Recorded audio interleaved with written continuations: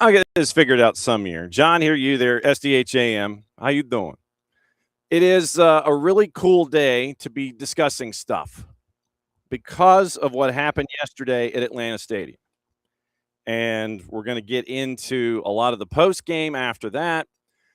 Here's the rundown for the morning. We are officially in a no dilly, no dally zone. 10 o'clock half hour, it's going to be Kacey D, and we're going to find out where she be and what's on her mind, especially when it comes to this World Championship and the trophy that folks are chasing. 9:30, bottom of the hour, Lauren Koontz, the president and CEO of the YMCA of Metro Atlanta, is going to be joining us because they have a new documentary out, and we're going to talk about their legacy when it comes to letting the sport grow and the early influences therein when it comes to the Metro Atlanta area and how the Y's rubbed off on folks ever since basically the mid-'60s. And so batting leadoff, that means that opening kickoff, brought to us by our friends at Black Pitch Coffee and blackpitchcoffee.com. They start your day with the most important stories of the game, the right way to start your morning. Black Pitch Coffee, part of the SDH community, showing up at events all over Atlanta. Try their home blend made with beans from Brazil and Guatemala, heavy bodied, notes of walnut, semi-sweet chocolate, and a rich world-class finish. Opening kickoff, brought to us by our friends at Black Pitch Coffee and blackpitchcoffee.com. That means we go to Bart Keeler. And the reason that we have Bart early is because Bart's hopping on a plane and he's going to avoid the tropical depression, which is Invest 91L, I believe, according to our friends at the Weather Channel. Get out of here, man. When I looked yesterday, and I've been told reliably from locals, it could change. But when I looked yesterday, Seattle is not supposed to be rainy while I'm there, which may or may not be a true Seattle experience that I'll have or not. I think if you go to Seattle, you expect rain and cold and vampires. So I don't know if I'll be getting that. But yes, John, I will be departing for Seattle within the next 24 hours, ready to go cheer on the U.S. men's national team. Yes, and like I said, I'm staring at the Big 55, and I'm looking at that Invest that's in the Gulf, and I'm like, all right, make sure that everybody can get out of here and get in here when it comes to the beautiful game. So you were in the building yesterday, and it was a hell of a show. And I don't know what feedback has been when it comes to your social medias and things like that. You have pictures to prove that you were inside the building. I mean, I'm not blowing smoke.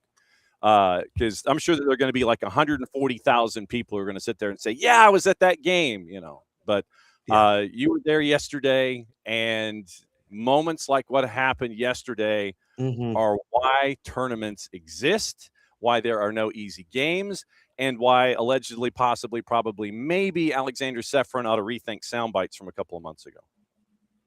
Who?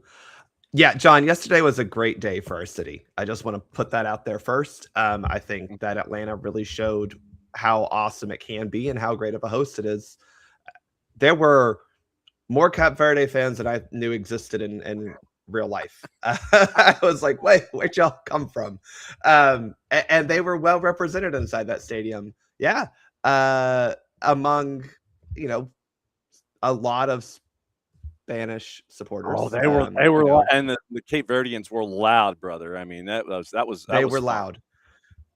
They were fun exiting the stadium, especially. They were celebrating all the way out, and that is also then a great, I think just a great example of why the sport, specifically this tournament, is so cool, because it does give you opportunities like that to see either in person or watch on television. But regardless, that was magic from Cap Verde and the whole team. Because, I mean, look, Spain, you can say what you will and what you want about Spain, and maybe probably should have possibly put the round thing and the square thing, but they didn't. They didn't do that. No. You know who did, John? The U.S. men's national team. They did it 4 times. Absolutely true. And we will be discussing them here in just a little bit, because that is your field trip. And, you it's look a work at trip, John. They're for business. That's absolutely true. Permission slips and everything have been drawn in place. Yesterday, you got to see on a couple of different fronts where Cabo Verde is concerned.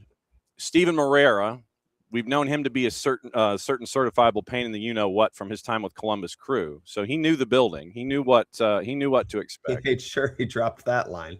Yeah, he did. I've been in here 3 times, and it's a fun place to play. And you have Pico Lopez, who is a star center back in the Irish League, and this was not, dudes that weren't even household names in their own household that were showing up here for Cabo Verde, and they had a defensive game plan that was very disciplined.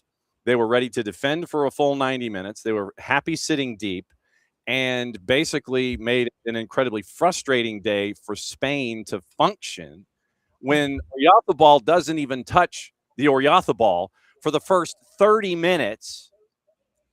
First time ever in the modern era that you've had someone not touch a ball as a part of an offensive scheme for the first 30 minutes of a match, I think, since 1966. And yes, they did finally work Oyarzabal into the offense, but they clamped down, and you found out how many minutes Lamine Yamal was good for, 20 for the beginning. De La Fuente's got some answers. He's got some questions to go with the answers that he got. It was a defensive masterclass by Bubista yesterday.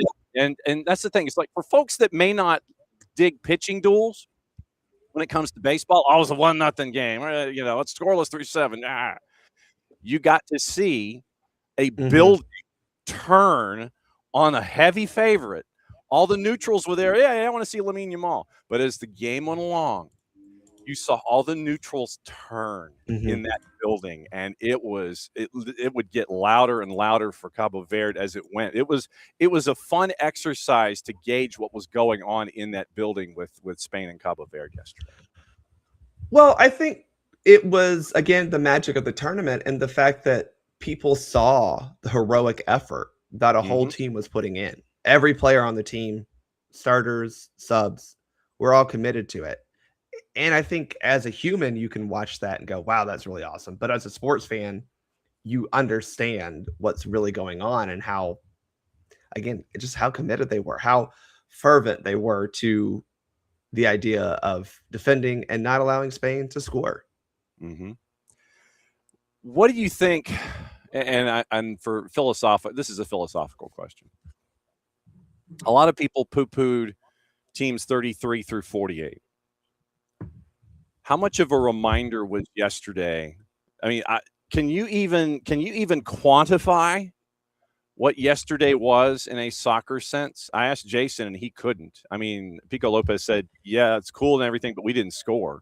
So, I mean, that's how disappointed Cabo Verde was in this process. Can you even quantify what this would be like in athletic theater? Can you even think about what this might even resemble? Ah, man. Because I think it's bigger it's than so hard. Bigger than a 16 versus a 1. I think it's bigger than when Virginia got beaten in the tournament. I think it's bigger than that. Well, I think one thing we want to make sure of is to give Cape Verde their credit, because they did qualify by winning their group in African qualification, right? Yeah. Like that's not a something to scoff at, because that is an incredibly hard qualification process that a lot of good teams, Nigeria, don't get out of. So I think that I do want to kind of say that is that they I don't know if they were necessarily the beneficiaries of the expanded tournament. But regardless, it is very similar to a 116, a 215 type beat, but when you look at it from the soccer lens, it's hard because you don't have a 0-0 draw, the defensive effort that you do. And so many times when we see these 116 seeds, it's some future CPA getting hot for 17 threes. That wasn't what happened here. You saw a 40-year-old goalkeeper, getting hot and having the game of his life. So I don't know. There are similarities, but I think that's what makes the sport so special and unique. Is that this 0-0 draw, thanks to a goalkeeper standing on his head, I mean, even if you want to go hockey wise, that's not something that you're going to get in hockey, right? You're not going to get a 0-0 No. score line for a lot of reasons. But yeah, you're going to have a goaltender stand on his head, Mhm. but you're not going to get a scoreless result. And so that's why this is so special and so unique. So to try to compare it, yes, there is a comparison, but at the end of the day, as you mentioned in the quote, hey, we didn't score, we didn't win. It's only 1 point. Yeah. You still got a lot of work to do in the next 2 games. That is true. And I think that, Jason had said when I've got the sheet to prove it. Jason said that he thought Cabo Verde was going to get out of group. So really. Oh, I think that's a very astute pick. I mean, they could be third very easily. Yeah. They could be second very easily. I still, I'm going to not fully say, they're winning the group. I don't think that's no. the conclusion you draw because we watched the other game and that wasn't exactly brilliance either. So, I still think Spain is the favorites. But if you're Cape Verde, you look at Uruguay, you look at Saudi Arabia and you go, yeah, I don't know, man. They look very beatable to me. Yeah, I kind of sit there and go, yeah, I can kind of see that one. We can get into Tunisia if you wish. I can save it for later, or we can go into the men's national team. Your call. What do we want to talk about with Tunisia? Let's get into that for a second. They blow out their coach after a 5-1 loss. Apparently, possibly, allegedly, there was an altercation at the hotel. There are reports out of Tunisia. Once again, this is has to be confirmed and collaborated that the coach's son got into an altercation with a fan and a member of team security after the match was over, and then you have just apparently the team selection is being torn to shreds from pillar to post. There are so many things that were wrong, and then you end up with the coach being dismissed after one match in group, 5-1 loss to Sweden, and then wasting no time. They bring in the 3 buttons down Hervé Renard, and apparently he's coming in the door. He's like, let's rock and roll on this. So you might have Hervé Renard on the touchline now taking over for Tunisia after the first match of the group stage. I mean, that's all well and good for Hervé Renard. If anyone, look, you could be delusional about your team, about your country, all that. That's great. We do that plenty of times here with the U.S. men's national team. But yes, 5-1 looks bad. Sweden executed at a very high rate. Tunisia also played terribly. I'm not an expert on Tunisian football, John. I'm not sure that there's a player that magically or two that magically makes them not 5-1 losers in the first game. Right. I don't know if there were starters or subs that maybe should have been subs or starters that would have made this somehow magically not 5-1. But when you look at what happened in the Japan-Netherlands match, is the new coach fixing your team? I don't think so. But, disciplinary issues are a little different. And if your head coach's son is trying to have a go at team staff and security, that's a problem. But, regardless, I think Tunisia is trying to take it's only the coach's fault that we're here. No.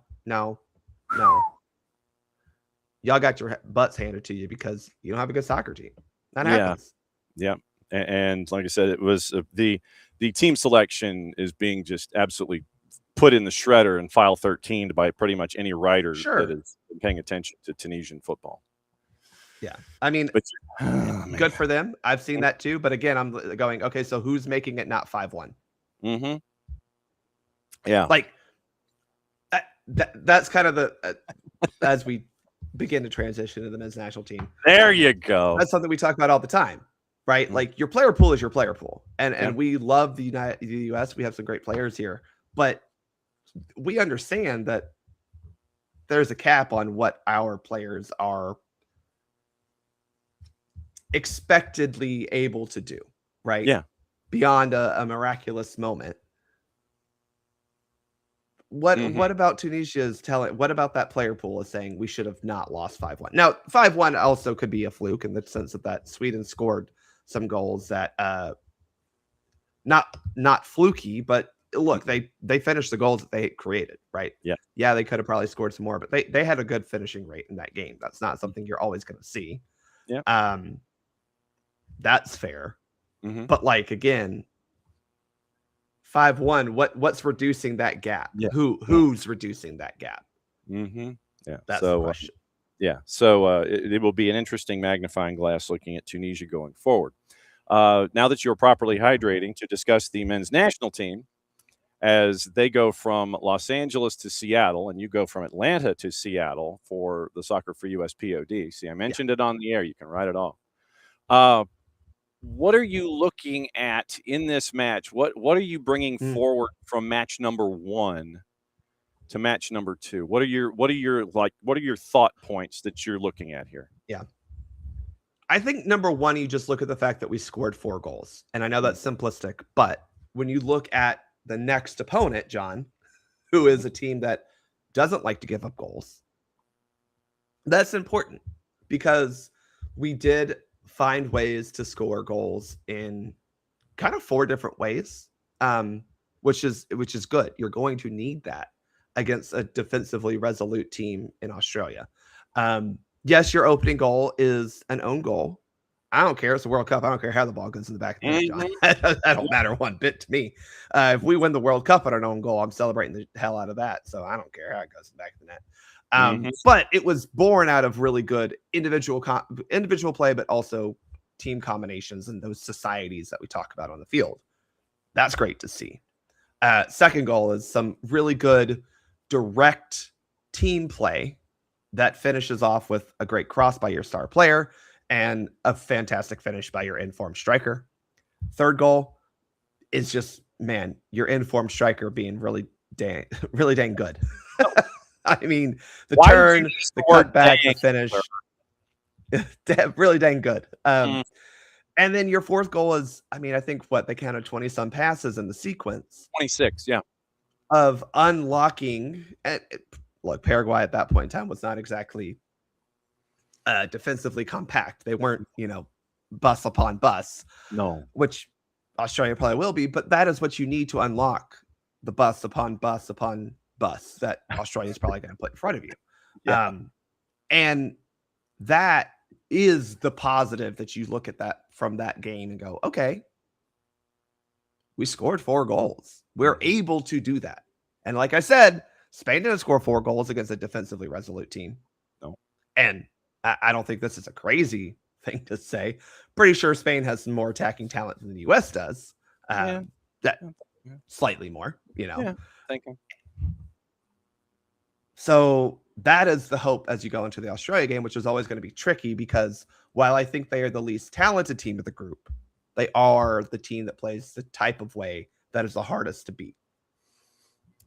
And what we saw in the 4-1 match was literally where you had defensively, your counter pressing was creating opportunities. I mean, literally you look at this match and you're sitting there going, okay, everything that was in the boxes was checked off.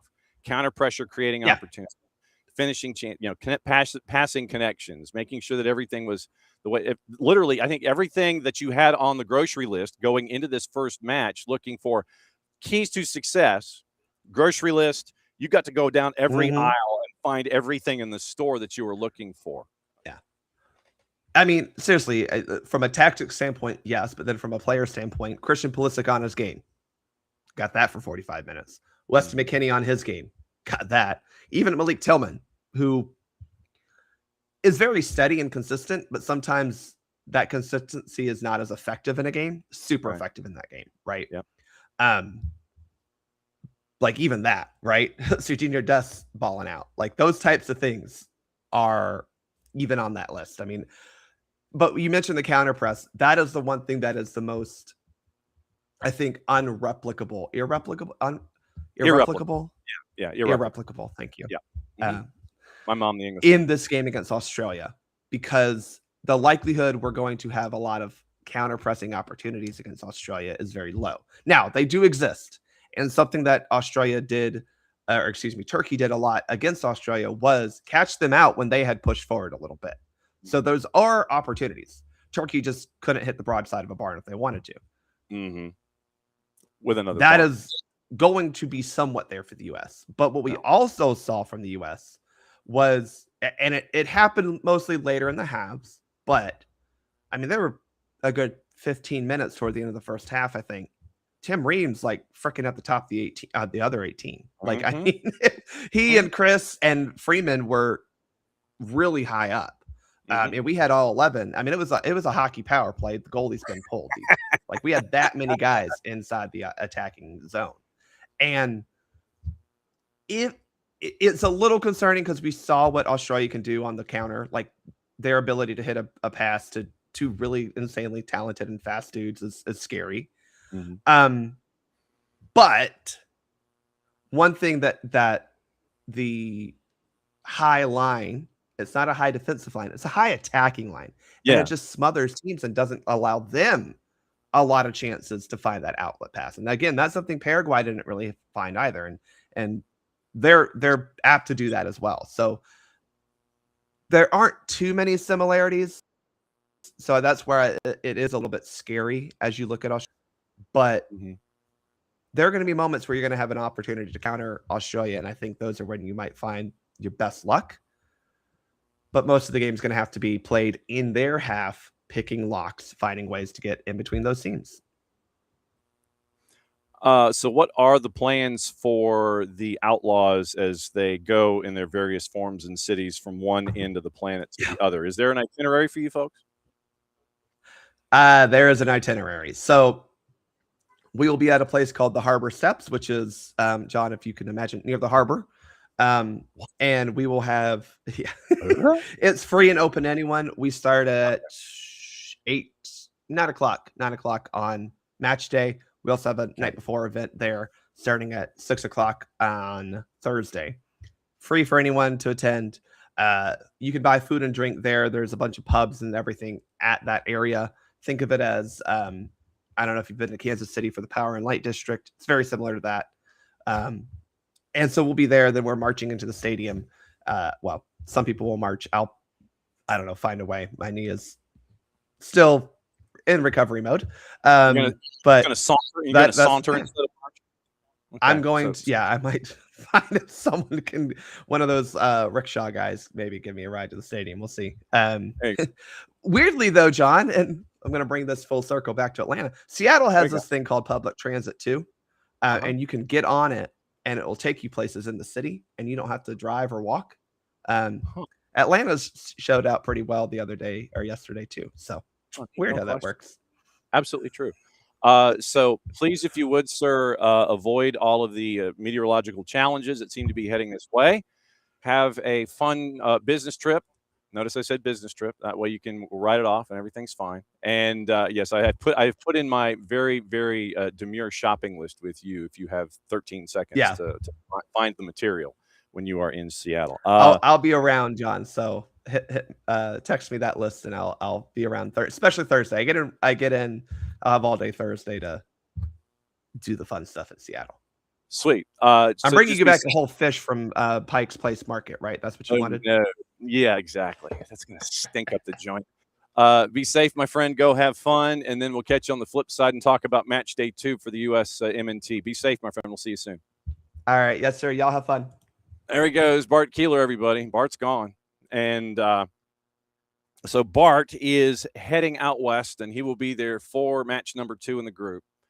And we will go over the schedule for tomorrow, in addition to what happened yesterday in the final half hour to kind of lean you into what you're going to be seeing. And today is the heavyweight day of heavyweight days because you're going to get Mbappe, Haaland, Messi back to back to back. They're not playing each other, mind you. It's not a three-way dance, but you're going to see France playing first. Then you're going to have Norway. Then you're going to have Argentina. Then you've got the late night. So that's what you're staring at with those matchups today. And since we're here, we'll just go ahead and break it down a little bit. So as it was mentioned by Lionel Scaloni, Dibu Martinez set to play, Julian Alvarez set to play. So no worries on that front if you are a fan of the Albiceleste. 3 o'clock Eastern, France a minus 217 against Senegal. Draws a plus 359. Senegal's a plus 600. 6 o'clock. Iraq and Norway. Iraq is a plus 1,300. Draws a plus 600. And the Erling Haaland-led Norwegian side is a minus 455. No surprise there. 9 o'clock at Arrowhead in Kansas City, or Jihad. It'll be Kansas City Stadium when they walk in. Argentina minus 227. Draws a plus 359. And the Proud Sons of Lawrence, Kansas, otherwise known as the Algerian national team, they are a plus 700. Midnight Eastern time, Austria and Jordan. Austria, big favorite at a minus 278. Draws a plus 425. Jordan is a plus 800. And just to get you into the venues so you know what's going on, Group I, France and Senegal, is at the Meadowlands on all of your favorite networks. 6 o'clock in Foxborough. It is Iraq and Norway in Group I, so they are grouped together. Then, once again, Kansas City Stadium, Arrowhead, Jihad, what have you. Argentina and Algeria at 9 o'clock, and then midnight out at Levi's. It is Austria and Jordan at San Francisco Bay Area Stadium. By the way, if you haven't seen it, one of the best marketing gigs ever. One of the best marketing gigs ever was done by the folks at Levi's. Because remember, you're supposed to cover everything that is not attached to a sponsorship, that is attached to the cup that the world is chasing. So what did Levi's do? They did cover the logos, but they did use form-fitting tarps. They also changed their logo on their Instagram account to reflect that change. So it is a gray Levi's logo, no lettering, on the header on their Instagram account. It is form-fitting tarps in and around the stadium in Santa Clara. So Levi's really outdid themselves, not necessarily with their jeans product, but with their marketing aspects and their understanding of, all right, you can't have that logo being seen. Okay, fine. We're going to put tarps up, and they're going to just be form-fitting tarps, and you'll be able to still see that it is our logo. It is still the Levi's logo with the three sharks' teeth on the edges, but it's just covered, no name on it, and it's gray. So Levi's understood the assignment. Whoever came up with that idea in their marketing department or in their crossover conversations with marketing and day-to-day operations of the facilities. So I guess they're facilities management folks, the marketing team, and social media. Levi's understood the assignment. They really did. They understood the assignment on three fronts, and they are blowing up because of their tongue-in-cheek approach to the rules of engagement that have been put forth by the organizers of this tournament. So very, very cool stuff there. Yeah, Levi's got it, and that was a hoot. Absolutely a hoot. Morning, David. Morning, Alex. Morning, Ropes. Morning, Katie Weaver. And morning to all of you who are accessing us however you are doing so. I'm trying to see if there's anybody else that I might have missed. Typhon Bernard, welcome back. We are. He wants us to discuss Vojinha. In and through pretty much in the second hour, we may drift into it with Kacey White, but we do have sound from Vojinha. We have sound from CJ Dos Santos, one of the understudies on that roster of 26, who plays for San Diego FC, and came into the team on basically just on the hop. So we get his feedback about Vojinha. You will hear from Pico Lopez in a one-on-one that we had with him. And who am I missing? I think that's everybody. No, Steve Moreira from Columbus Crew. So we got a lot of Cabo Verde sound that they're going to be getting into. We got your highlights from the matches, and we'll be getting into that in the final half hour, if not talking about a little bit with KCD at 10 o'clock and drifting in and out with Kacey, and then talking about it in full in the final half hour, getting you through what happened yesterday in earnest and getting you ready once again. We mentioned your juice boxes for today. where you get to see the big stars one match at a time. And then we'll get into that, and we'll see if the juice boxes have changed. We'll also, in the final half hour, get into gossip, rumor, and innuendo. We did mention Hervé Renard is now official as your new manager for Tunisia. That's going to be interesting. And then all of the other news that's out there. We do have some player shifting and some player interest and stuff to get into on a couple of different fronts this morning. Tony Rudiger and Real Madrid, Spurs and Sandro Tonali. There's plenty to get into, and we'll get into it this morning once again with everything that's going on. And all we would ask, oh, wow, okay, this is interesting. All the talk about Tim Payne and how he has become a beloved figure in South American social media circles. Cesar Luis Merlo is reporting that he is now Olympia's new reinforcement. Agreement fully closed with the footballer and with Wellington Phoenix. The club is expected to make it official in the next few hours. So Tim Payne has gone from having the least amount of social media followers to now going to Olympia from Wellington Phoenix. That's from Cesar Luis Merlo. Man, what the tournament can do for you. But yeah, we are gonna hear from Vojinha in hour number 2 specifically. All right, let me see if there's anybody else that I missed. Yes, and Typhoon. Like I said, I broke out. I found my Cabo Verde jersey. I knew I had one. I couldn't remember where I put it, but I found it. It was because the boss moved it from one set of hangers to the other, and so that was. It's like, okay, wait a second. What's not normal from this setup? And then I look in the closet and I see that there are some things that had been adjusted, and this was one of those. So yeah, I found my Cabo Verde jersey, and absolutely was there. Oh, Greg, good morning. Have not heard. You telling me wants to know about the rumors of Pulisic to NYCFC, legit or no?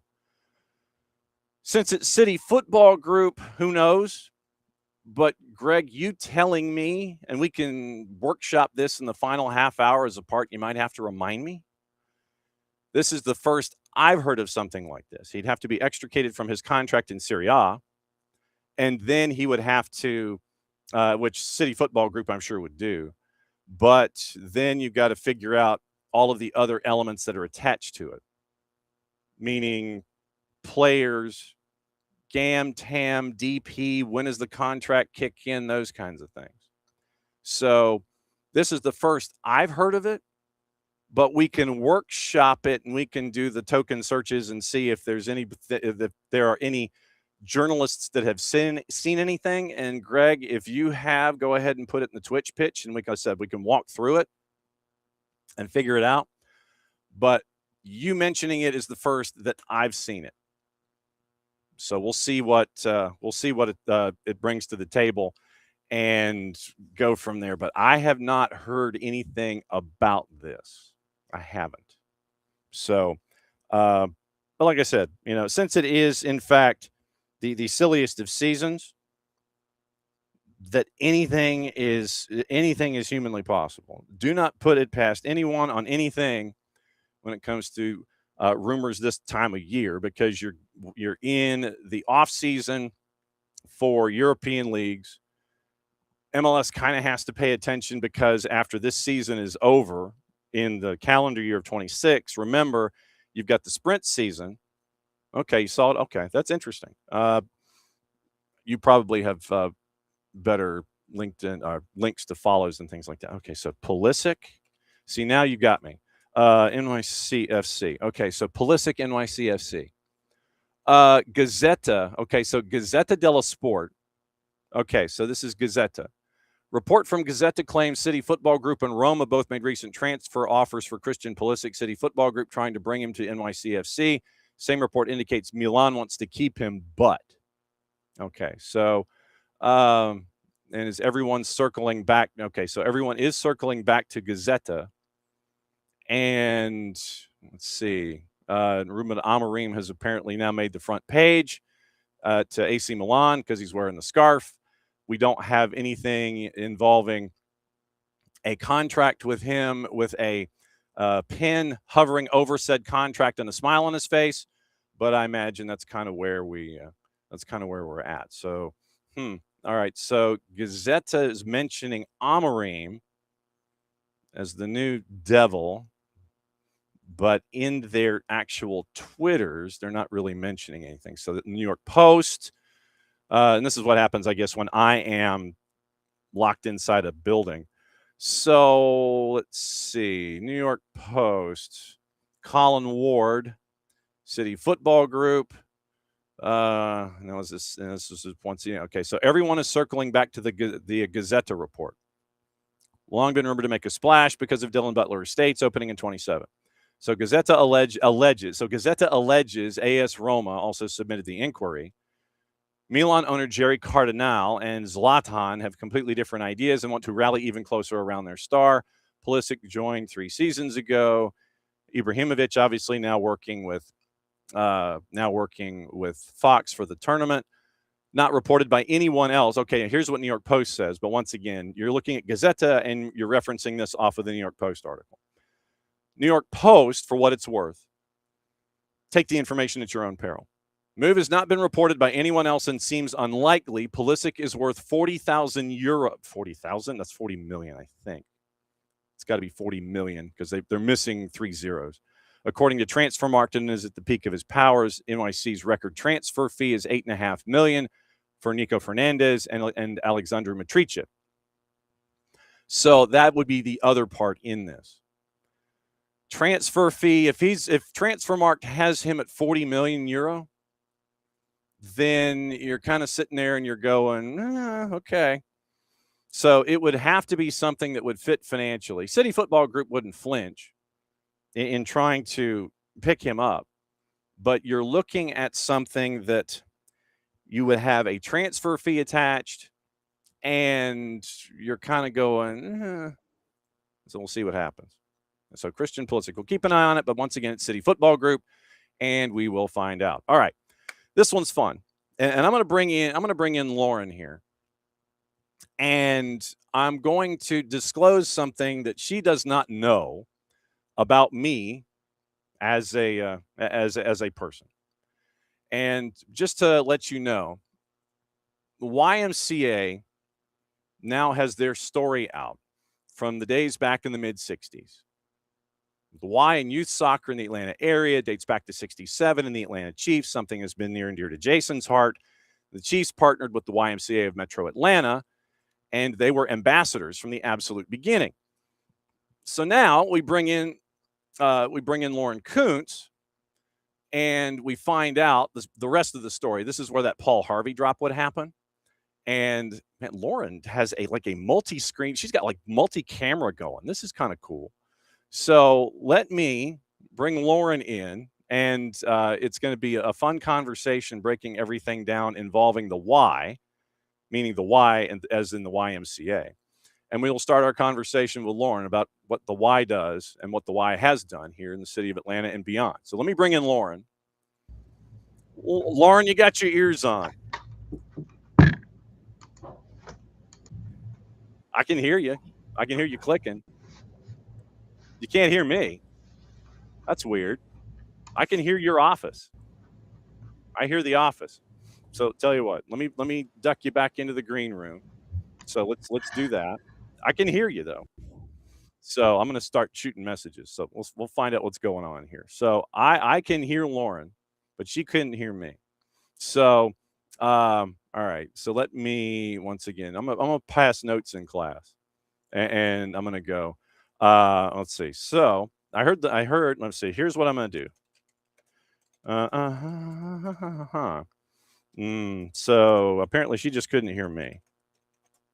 All right. So, but yeah, like I said, I heard Lauren fine. We're going to have a conversation about the Y and the YMCA and their impact about what's going on. And by the way, they've got a really cool documentary that's out there, and it has to do with a lot of the history that's attached. And for me to be able to see Ray Bloomfield of the Atlanta Chiefs and to see Bob Hope, whom we known for media relations here in the city of Atlanta for a long time. It was cool to see them as a part of this whole dynamic. So, all right, let's see. Well, is let's see. So we're going to troubleshoot this as we go. Uh,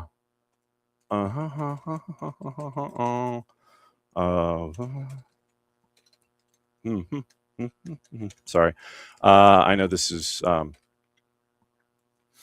right. So, like I said, I'm gonna keep an eye on Lauren, and we'll troubleshoot this. And like I said, we've got Lauren till the top of the hour, and we're gonna talk about the YMCA. And like I said, I'm troubleshooting this as we go. So me and technology. Okay. Let's see. Saw the other angle in the office.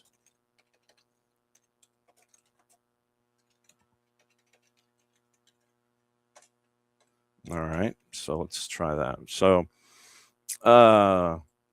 it was interesting to see the pieces of this documentary. It's up on their YouTube channel, and so it will be really cool to see what's going on. All right, so let's see how things are with Lauren and the Wi-Fi Hi, in the can you hear building. me? There she is. Oh my goodness, I am so sorry. Why is it 2026 and I'm still having technology problems? I have switched to my phone.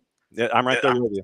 But Oh my goodness, I'm so sorry. no, it's all good. Apologies. No, it's all good. I'm glad we got you. Thank you. I wanted to discuss as a child of DeKalb County. This was what I wanted to say. I'm a child of DeKalb County.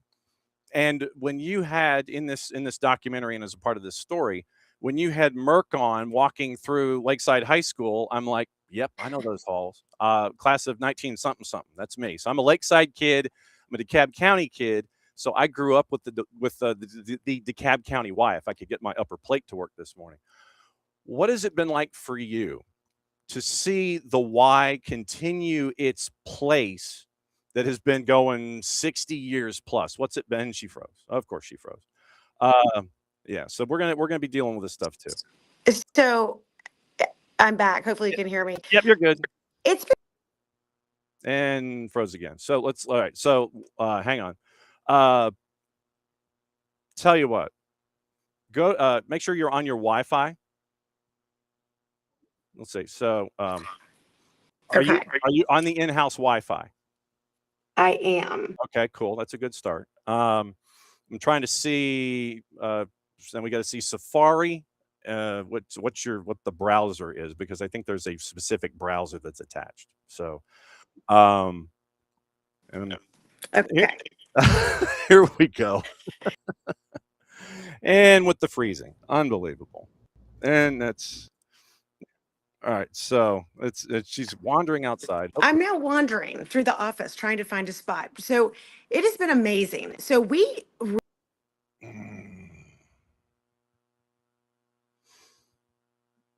Mm-hmm. This is crazy. Let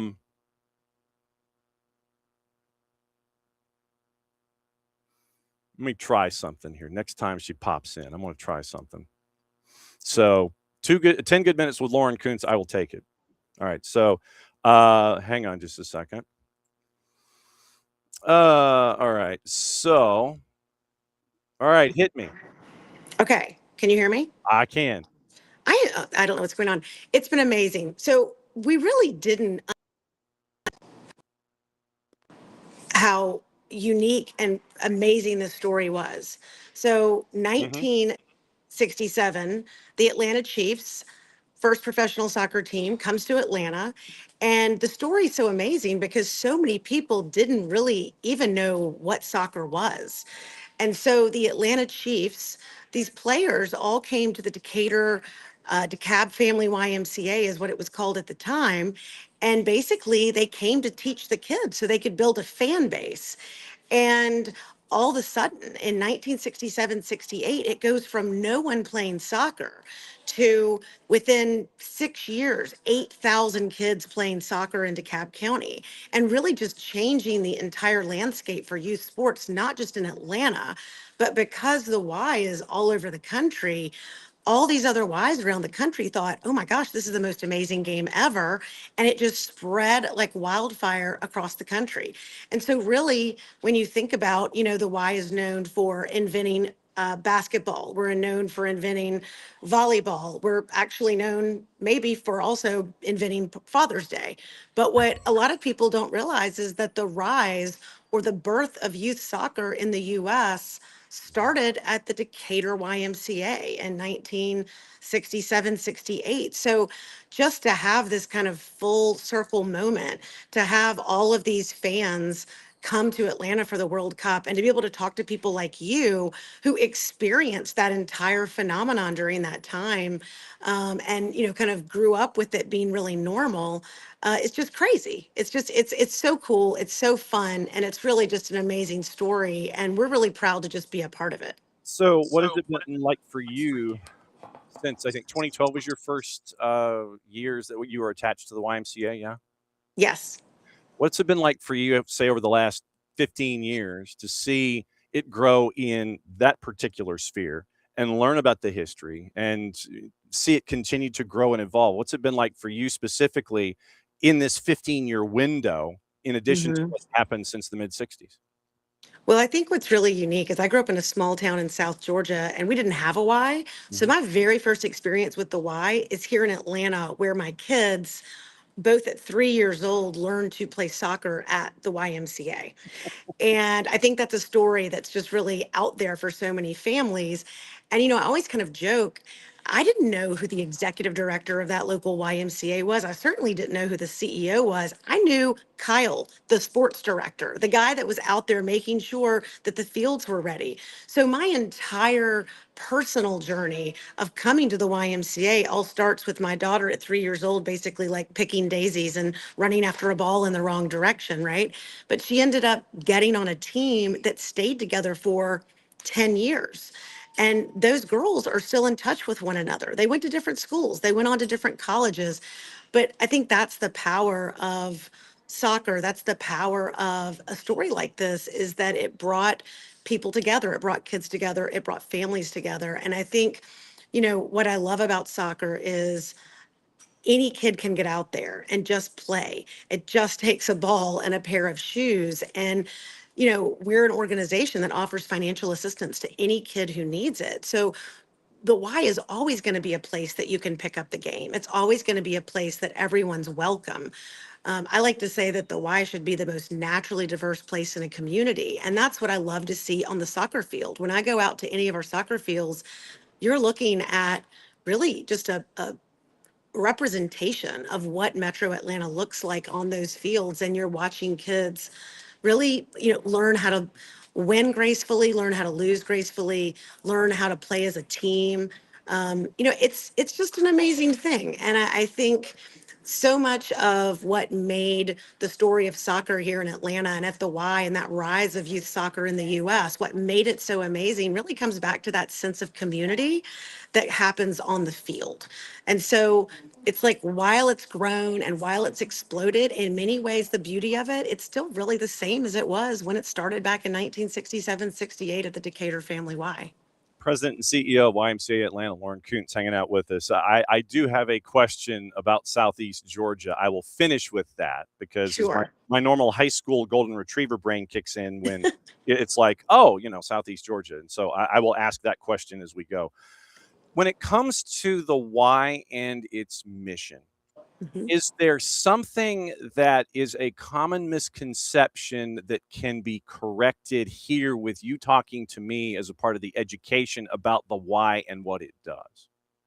You are amazing to ask that. I think that most everybody thinks of the Y as a place where they work out, right? Or maybe where they learn to swim or where their child learned to play soccer. And I think they think that, you know, our membership fees kind of cover everything. Our membership fees or program fees, honestly, are what turn on the lights, pay our staff, and run the programs. But as I said, We don't turn anyone away from a YMCA for inability to pay because we believe every child, every family, every senior should have that place of belonging and connection and community. And so most people don't think of us as a nonprofit, but that's exactly what we are. We're always out there trying to partner, to expand access, trying to raise money so that every kid can be a part of this. So I think, just sharing that, the why is kind of that constant in the community that I think a lot of people maybe take for granted, but we're out here working every single day to make sure that it will always be a place for everyone. It will always be a place that every kid has access, whether it's in a pool, it's on a field, it's on a court. It's just, I believe the why makes a community stronger, and we want everyone to be a part of it. So when you see the light come on for a child or a young adult or a teenager, they come walking in the door for the first time, they might be a little shy about surroundings and integrating and all that kind of stuff. When you see the light come on about inclusion and it's okay to be who you are, what's that like for you and for the YMCA infrastructure to see that kind of a moment where the why gets to rub off on someone and they get to carry that idea forward as they grow? I think what's beautiful about the why is that our mission to build healthy mind, body, and spirit has always fundamentally been the same. But what we must do is adapt and evolve as an organization to be a relevant community organization. And our values of caring, honesty, respect, and responsibility, when I see that light go on and I see someone connect with someone who maybe they don't know from school, maybe they wouldn't know them from their neighborhood, but on a field, everybody gets, it is a level playing field and it is a meritocracy, and you get out there and you're proving, why are you going to pass the ball to me? How are we going to build trust? How are we going to build teamwork? And I think I get goosebumps just thinking about it. I think it's really the purest form for kids and for other people to really figure out how to meet people, spend time with people that may be nothing like you. But I think the beauty is the more that we can have opportunities like that, maybe the less division we see in our communities in our world, because it really always comes back to we're so much more alike than we are different. And a field, and kids just don't care about that kind of stuff. They just want to get out there and play. They don't care about race. They don't care about religion. They don't care about what zip code you're from. They just want to kick the ball with each other. And if we could live that way, I think it would be a much better place. So it gives me a lot of hope. It gives me a lot of joy to see that light and to see that happen for kids, and know that really they're carrying kind of what we should all aspire to be like and look like when they're out there. How nimble does the why have to be these days in the current landscape? And I'm talking everything from infrastructure to economics. How nimble do you have to be to function these days? Well, extremely nimble. Like I said, I mean, if it's a constant, how, we, like any organization, we want to pay our staff competitively. We want people that want to stay with the Y forever. We want to invest in our facilities. We want to invest in programs. We want to invent the next sport, right? But we also need to provide that financial assistance. So it's kind of a triangle. The Y has always had that mind, body, spirit triangle, but the triangle of being nimble and adaptable as it relates to kind of how we think about our financials are, how much are we going to invest in financial assistance and scholarships? How much are we going to invest in our own people? How much are we going to invest in our facilities and our pools and our fields? It's never going to be a perfect equation. And so we always have to be thinking about that. And I would just say part of being a Y is being responsive to community needs. Not going, way, way back, but the Y's been in Atlanta now for almost 170 years. We're celebrating 175 years in the US. If we were still doing the same things we were doing in 1900, 1950, or maybe even 5 years ago, we wouldn't be relevant. And so I think the key for the why is to always listen and to ask. We cannot assume that we know what communities want and need. We have to, with full humility, say, how can we show up? How can we serve? And I think that's what will keep the organization relevant. But yeah, we have to be nimble.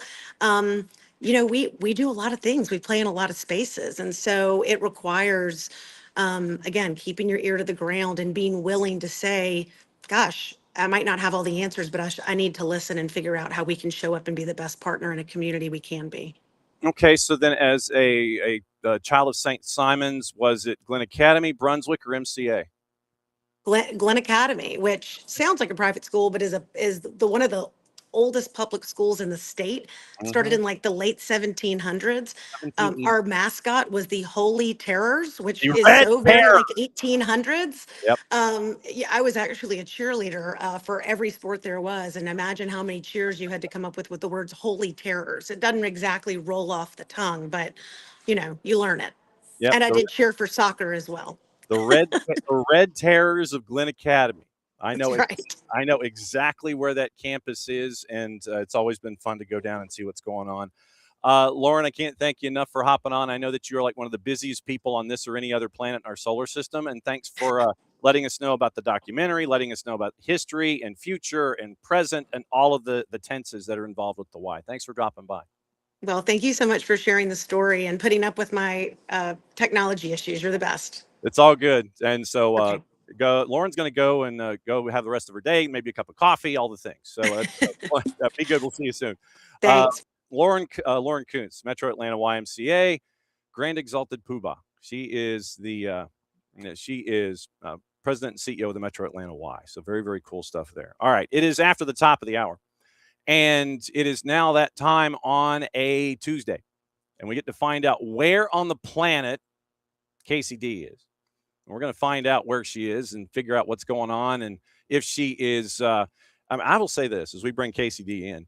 You Yes. are in practically every time zone known to mankind talking about this tournament. It's amazing what you can do with Zoom and a computer, right? So that has definitely helped. I haven't had to travel for it, which is great.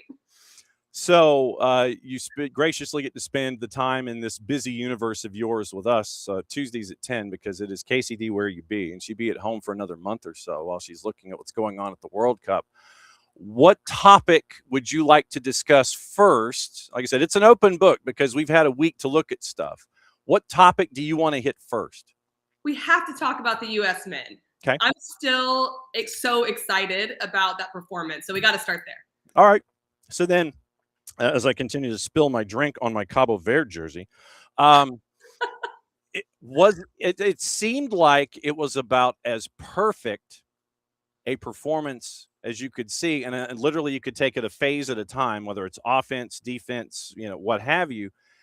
They tried to press the opponent out of the building. Counter press was working like you hit the ignition on the car and the car turns over and everything starts and you're fine. And the offense was hitting the big switch for me early on was really something that exposed Paraguay and got them on their heels. So we can talk about pressure offensively and hitting the big switch and having them on their heels. You can talk about the counter press, creating opportunities. Where do you want to go? God, it's so hard. You've mentioned so many things, and I understand why, because there hasn't been a more comprehensive performance that we've seen from the United States in recent weeks, months, years. I mean, people are talking about this being the best performance of all time, full stop. Whoa. I know, people are doing it. Yeah. I will start with the lesser talked about tactical part that I like, because I'm going to go there, and then we can talk about the rest. There you go. Early on in the first half, and it continued throughout the game, but mostly in the first half, was Weston McKennie getting out a little bit wider and making these underlapping runs and having interchange with Serginho Dest. Mm-hmm. That tactical nuance really threw Paraguay off early on. It was pulling out the outside backs. They didn't really know whether to stay central, whether to come. If you stay central, Dest is open to come at you 1v1. If you decide to come wide, now McKinney's going through the channel between the center back and the outside back. It was just a great rotation and phase of play that was really hard for Paraguay. So I got really excited about that. But take all the tactics away. And this is something I'm going to say like once a year because I never say that. The commitment to do what it takes to sprint, to run, to repress, to counter press, to adapt, to tackle. Those pieces were there in spades. And I really believe that's what made the difference. All right. And to the point that you mentioned, there were moments where as your wingers were going further wide, it gave opportunity for the inside channels to not just like left, center, right, but literally the underlapping runs. Those channels created more space with everyone wide, and the center of the attack staying true to its position. And you're seeing center backs and fullbacks, you're seeing them come into all of that space. There were points where Tim Ream is literally part of the 11 or the 10 pushing forward, and he's engaged as a center back, almost like he's a pseudo, like a pseudo 8. I mean, this was some stuff where if you're Paraguay, your head's on a swivel and you don't know which end is up. The fluidity was there, the interchange. And there's a couple of reasons for that. It happened a lot off the right side because of the way the United States builds. Alex Freeman stays a little bit lower than an Anthony Robinson, who gets higher into the attack. So whether it was Dest wide or McKinney wide and Dest central, there were so many different spaces that were being occupied by players that it was hard for Paraguay to adjust. The second part of what you said about Tim Ream being higher and the back line being higher, what that does is it condenses space for the counter press. When you condense space, not only when you have the ball, but when you're about to lose the ball, the lines are tighter. You don't have to cover as much ground. So you tactically are in a good spot to repress, and then you add the willingness that we saw from the United States to do it, and it's a great combination. See, this is where you need that whiteboard of yours. I know. I said I would try to get one. Sorry. Well, but once again, I think with the metallics or the whiteboard or whatever, it's like it gives you, seeing all of these folks going forward. It's not something that I think we were used to when it comes to the attack for the United States. And there were times where, you're using the touchline as the additional defender. I mean, all of those stereotypic things we talk about when it comes to successful pressing. There's the line that I use a lot is in the Rocky movie with Apollo, where Mickey is trying to tell Rocky what to do. And he's like, work on the inside, don't let that ant breathe. And that's what you saw defensively in this. It's like, I don't think there was a wrong step that was taken. And if there was, it was quickly thought back to where, all right, let's get back quickly and reset, and everything was cool. They weren't letting them breathe at all. They weren't. What was impressive to me as well, John, was I expected the second half to not be the same as the first. Mm-hmm. It is so hard to replicate that first half performance. Yeah. And while I don't think it was exactly the same, the intensity still to dominate the ball, to repress, to counter press right away was still there. And that is what impressed me the most about this game, was a close level of consistency to have a comprehensive performance across 90 plus minutes. Because a lot of times you'll see teams come out in the first half, use the adrenaline, we're on home soil, we are also talented, so put all of that together, but can you do it in the second half? And they did. That's also my question now. Can they do it for a second game? And what different challenges will Australia show, and how will they adapt? I thought all of those questions were answered versus Paraguay, how they started, how they adapted, how they impressed on the game. Now it's how consistent is that who we are? And that's what I'm excited to see. Yep. Kacey D hanging out with us, talking U.S. men's national team to start. What was it like for you to see a 26 pass performance that led to a goal? Oh, I love that. I just got so happy that you asked that. It was lovely. And it wasn't a rush 26 passes. It was changing a bit of the point, starting it over, some incisive passing, breaking lines, and then a wonderful finish. Seeing that type of performance in the build is another piece of what was good about what the U.S. did. A lot of times when teams counter press effectively, or they press really well, maybe they're getting opportunities just based off that when their other team is in expansive shape. Mm-hmm. That wasn't the case with that last goal. And so to see that sequence was really nice. How hard is it to do a Trivela? It's hard. It's hard. I just laugh because we have all these terms for everything now. Like when you said that, I'm like, when did a brace become a brace? Olympico become an Olympico? I'm like, we have all these terms. So I'm getting used to it still. Mm-hmm. For those that may not know, the Trivela was what Serginho Dest did in that final goal, hitting it with the outside of his foot and creating the screwball effect, where it looks like it's going to go wide, and then all of a sudden it curves right since you're striking it with the outside of the right foot. outside of the right foot, you brush across it, it does the screwball, it goes into the net. And to have just that kind of idea about what you want to do, it speaks to obviously imagination. But that's why I asked about how difficult something like that is when you are trying to have body control, speed, and accuracy to get it into a certain point.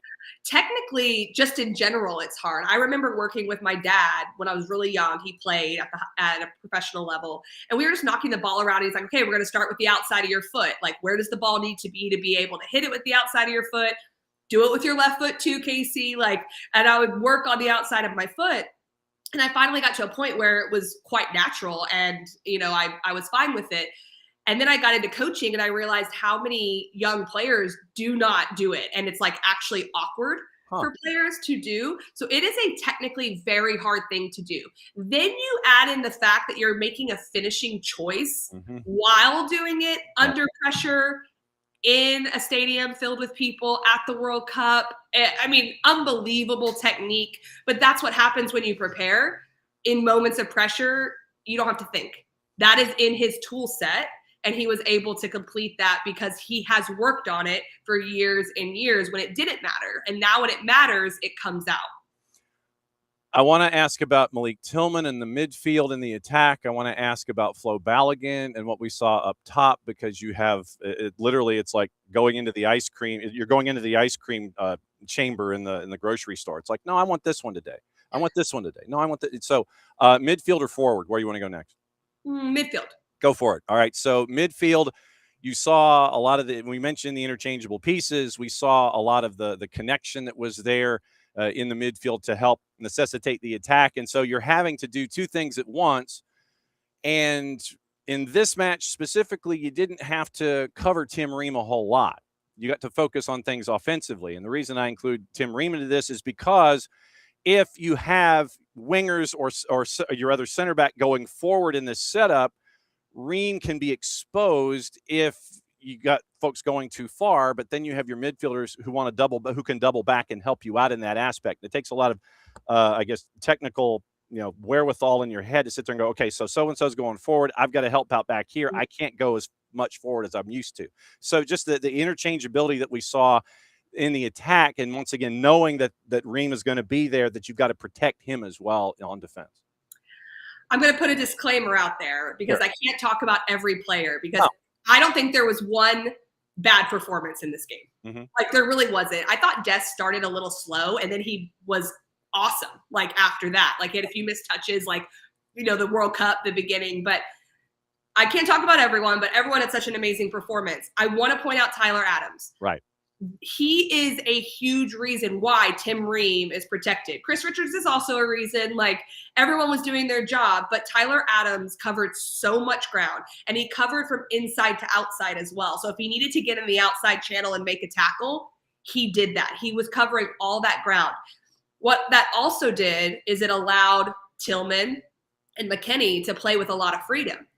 I think there's been question marks around Tillman a little bit on the defensive side of the ball of like, what was that going to look like if Tyler Adams had to be more of a single pivot and cover all of that ground rather than playing with two in there? And what that showed, what Tyler Adams did, was it brought out the best in Tillman, in my opinion, in that game. He was able to be a little bit more creative. He was higher up the field.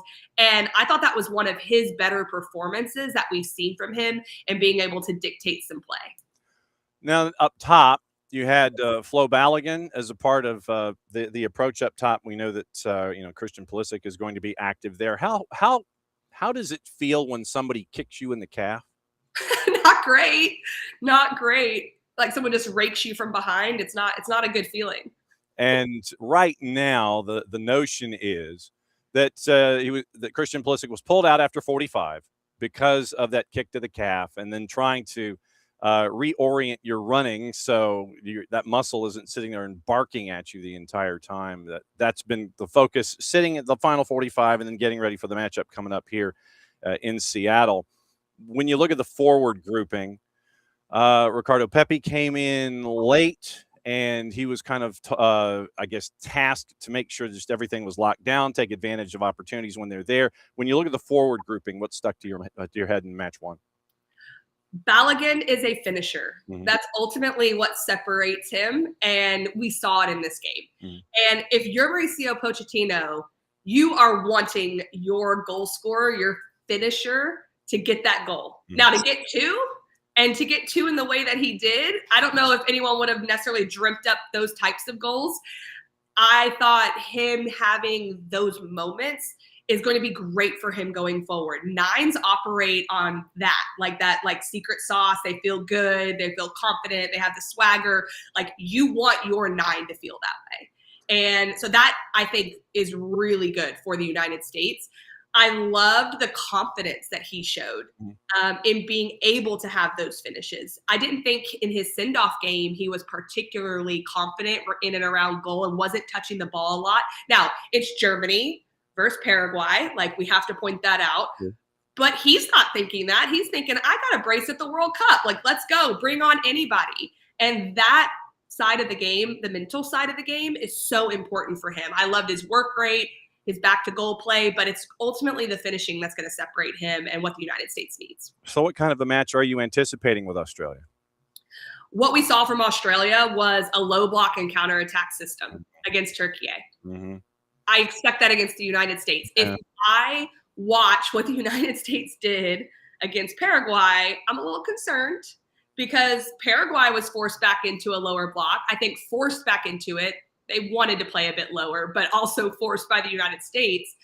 Now, Australia, though, has the counterattacking presence, the athleticism, the pace, the runners above the ball to be more dangerous than what we saw from Paraguay. So I do believe we'll see a similar tactical setup in a lot of ways, but they're going to be much more dangerous going forward against us. So our countermeasures, what we look like behind the ball defensively if we do lose it, is important. And I brought up the counter pressing for a reason.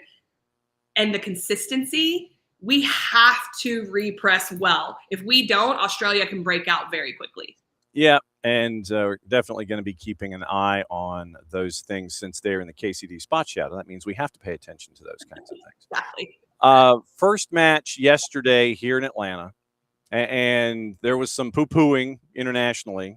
It's reported. It hasn't been corroborated, but it's been reported that there has been some poo-pooing about the expanded field. 33-48, it's not going to be exciting.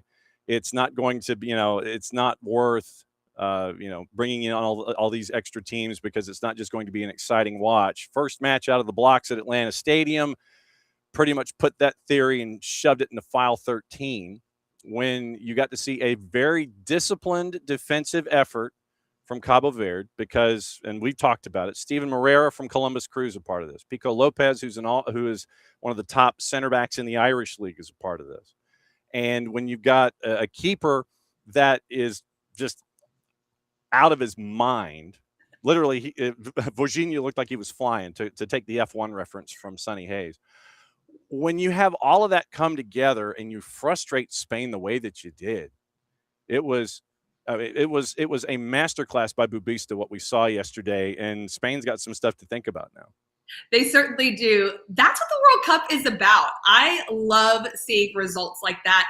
The low block is so frustrating, but it's so effective against teams. And we can do what they did against Spain. It's unbelievable. And I always talk about this, and we've had these conversations in the past of if you can stay in the game the first 15 to 20 minutes, you gain confidence. You start to see the patterns of play that your opponent is putting into action. And then you start to feel good and you start to stay in there. But you have to worry about fatigue. You have to still battle. You have to make individual plays. You have to play as a team. Like, there's still so much that the opposition has to do to keep a team like Spain off the board. And they were able to do that. The goalkeeper having an amazing appearance also doesn't hurt. So that's really exciting. For Spain, I was watching the New Zealand game last night, New Zealand, Iran. Yep. And New Zealand scored 2 wonderful team goals, like move the ball, get the ball, move the ball, get the ball, and just continued runs. Now, Iran wasn't sitting in a low block, but I kept thinking this is what Spain needed to do more, not so much individual play. You have to kind of have that combination play to break down a block, and they just couldn't figure it out. I don't think it's panic time for them. They've done this before. Yep. But I do think that they'll go into the locker room and go, okay, what do we have to do next to make sure that this isn't a blueprint for how people play against us? And Cabo Verde only committed one foul. One foul, and it was 10 yards inside their defensive half, 10 yards away from center line, and it literally was a grab. It was a grab, and it was a yellow. So literally one foul, yellow card, that's it. The amount of patience that takes when a team like Spain is like tiki-taka moving the ball, and like the buy-in to say, hey, this is where we are. We're playing against a giant, and we don't have to frustrate them by fouling. We can frustrate them by just keeping them in front of us and limiting chances. The mental fortitude and patience that takes is so commendable. And I honestly don't know how they did it. I think it's pretty amazing what we saw. And yeah, it was fun to be in that building. We had, I think it was just under 68,000. The Cabo Verde fans, they came, and I was talking to some of them on my way into the building, and there is a large Cabo Verde immigrant population in Massachusetts, in the Boston area. And that's where they came from. They came from Boston down to be a part of everything. You did have some come from overseas to be a part of this. They were loud in their sections. Most of the folks and most of the neutrals were there to see Spain. They were there to see Lamine Yamal. They were there to see all the shiny bits. But then as the game got later and later and later, and Virginia is making the saves over the crossbar, the one that hits the crossbar, I think from Ferran Torres, kicks back out, and then Oyarzabal tries to head it in, and Virginia pushes it up over the bar. When you've got moments like that, you heard the crowd turn. And the Spanish fans, they were still there for Spain, but the neutrals that were there, you start rooting for that underdog in the building. And just to hear that turn of emotion and everybody getting behind the dog, that was a fun part of this too. I feel that in myself too when I watch those types of games, because you have so much respect for countries that have the history that they do, that perform at the highest level. But once it gets to a certain minute in the game, and you're like, this team's earned this, actually. Now I'm kind of hoping that they pull this out. And I'm such an empathetic watcher. Like, when I watch games, I'm like, ooh, I'd hate for a goal to go in right now. They've played so well. And so I totally understand that vibe and how that could happen. Today, we have 4 matches on the board. In the 3 matches, the first 3, you got Mbappe in the first one. You got Haaland in the second one. And you got some dude named Messi in the third one. All? That's all we got today? Yeah, I know. And then the late night game out in it's like Austria and Jordan, I think, is the game at midnight Eastern. What so far through most of match week 1 has stuck out to you? Good, bad, ugly, indifferent. What else has stuck out to you so far? Gosh, it's that every game has had a story. I know that sounds obvious, but I think I have missed a game and a half. I feel like I've been very committed, and I rewatched. It was that Australia late game. I had to rewatch it the next morning because it was so late. Yeah. And then I missed a half of the game yesterday just because of life. You're not allowed to run errands. I kind of forget that people are working right now. Like, I'm like, why are all these people not watching games? Oh, they're working. Like, they're working all day. So it's been nice to be able to do it. But every game has had a little bit different of a storyline, and I've enjoyed that. And even the 0-0 game was great. And there were lots of opportunities. One of the things that and probably because it's fresh in my mind, that I loved the Iran-New Zealand game last night. I thought 4 great goals, back and forth, 1 goal, 1 goal, 1 goal, 1 goal. And it was just so much fun. And the discrepancy in FIFA rankings between the two as well. So you bring up the part about the expanded format. You know, Iran was, I think they were saying they were 20th, if I'm not mistaken, and New Zealand was 85th. And it's a 2-2 game. Like, it was just, that to me really epitomizes like that anything can happen in this World Cup. And that's what's so fun, I think, about the group stage. Yeah, you end up with Qatar scoring at 93-59 to secure an equalizer. Exactly. 3rd latest goal, I think, in history of the tournament. In the group stage to secure a point. You get Netherlands and Japan. That was another one of those that was a back and forth. And I know Japan has been on some folks' radars, maybe one of those dark horses and everything. And it was funny in the opening round in the Brazil match where folks were sitting there and saying in the Brazil-Morocco match, oh, Brazil, yeah, they're kind of flying below the radar. And I'm like, what? They're number 6 in the world. What are you talking about? What are you? That's so funny. I will say, though, going into the game, I thought Morocco was going to win that game before it started, just because I thought, not that I don't think Brazil can go far in the tournament. I just thought it might kind of like take a little time. That's a tough first game, especially with what Morocco showed in 2022. Yeah. But I also at the same time was like, okay, let's see if it was a fluke. Let's see how good Morocco is. But they're doing so well through the youth national teams, you know, winning a World Cup at the youth national team level, 4th place finish at the senior level. And they came out flying. Credit to Brazil to adapt, because it looked like Morocco was going to take a 2 or 3-0 lead in the first 20 minutes. Right. That was a really fun game, though. I'm excited to watch both of them throughout the rest of the tournament. How many more live shots do you have today? One more. Okay.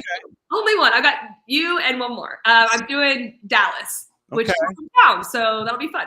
Okay, yeah, because I mean, you get the chance to sit there and run smack to everybody back in Texas. Exactly, but like the hardest part of this is that I literally sit there for like a 3.5-4 minute hit, just hoping the dogs don't make noise. Like it is so stressful.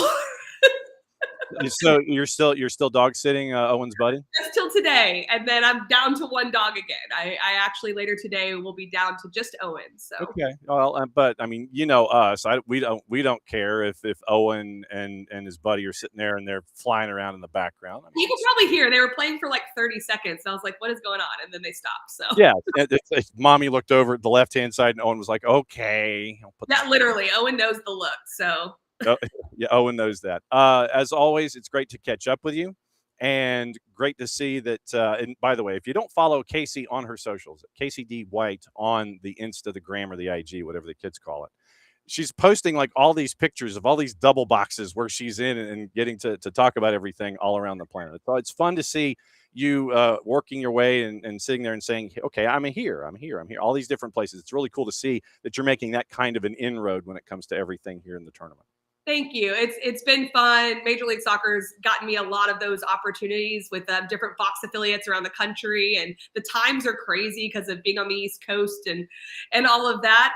But it's been great, and then also just speaking to some old friends and things that I've done in the past. So covering a World Cup in any capacity is such a privilege, and I've really enjoyed it. Yeah, and Kirk Reynolds is our resident wizard in getting all of the stuff. He's amazing. His spreadsheet, I'm sure, is massive. Okay, go continue hydrating. We got matches this afternoon. When's your Dallas live shot? It is, I believe, 12:15. They said 17, but 12:15 Eastern. Okay, 12:15 Eastern. And so for those of you that have cable here, you can watch on the FOX affiliates, and you can go into the high numbers in the 4400s and see Kacey's live shot at 12:15 Eastern. We will catch up with you next week to talk things. USA will have played again.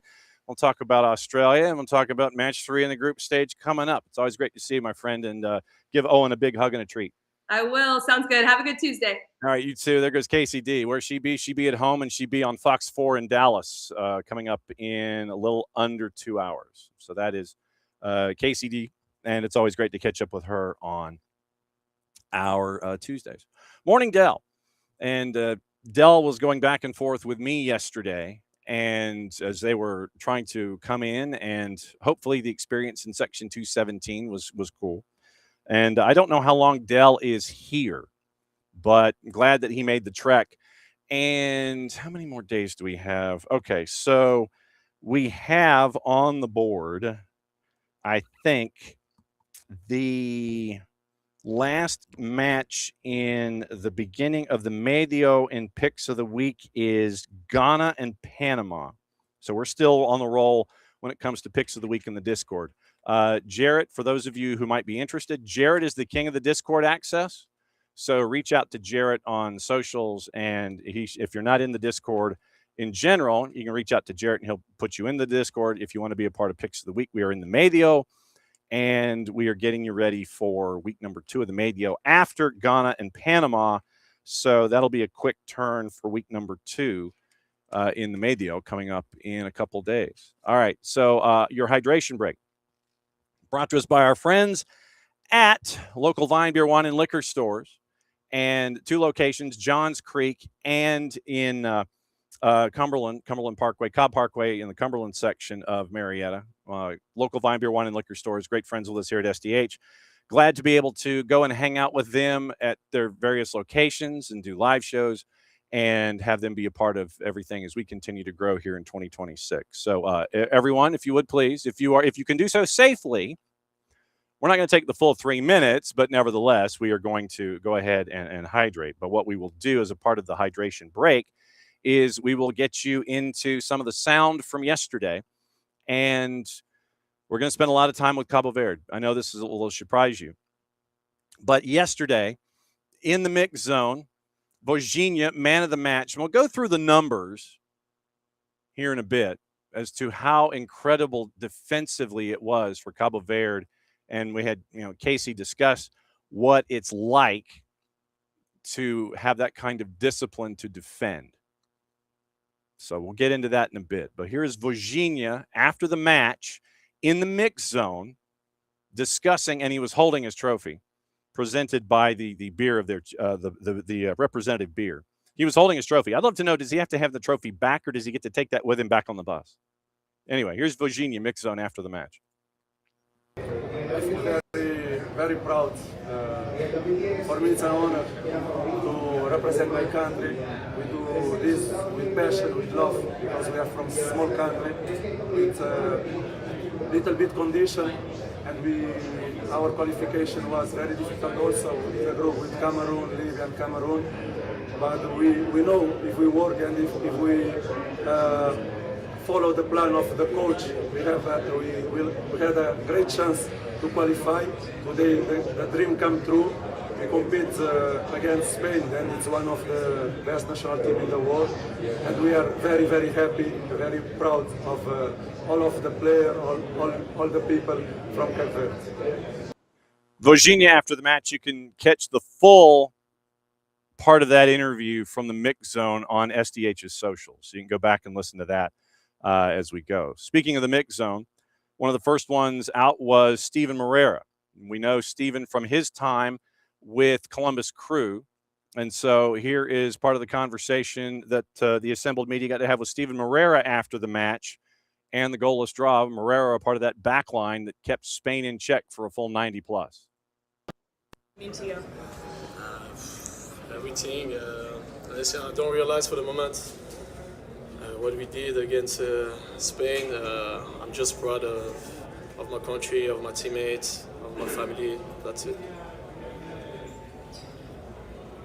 Can you already believe what just happened? Yeah, our dream. Honestly, and when we wake up this morning, the vibes was good. No pressure, just play free. We did a really good game with our heart. We fight until the end, and our goalkeeper was doing a crazy game too. So I'm very proud. Yeah. Nesse momento, Cabo Verde está na festa. Mensagem para o povo de Cabo Verde. Steven Moreira after the match. And then we had to wait, understandably so. The Cabo Verde locker room got loud, and I know that shocked you.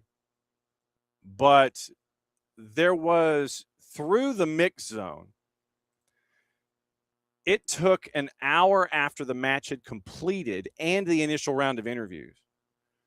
The Spain team, they made their way very, very quickly through the mix zone, a couple of players at a time with escorts, and they might have been shaking a hand or two just to say hi to local journalists, but that was about it. Then it was an hour, and then you started seeing the Cabo Verde players working their way through. And one of those was Pico Lopez. And if you missed the article this morning, it's at soccerdownhere.net, detailing his path to this particular point and what happened yesterday.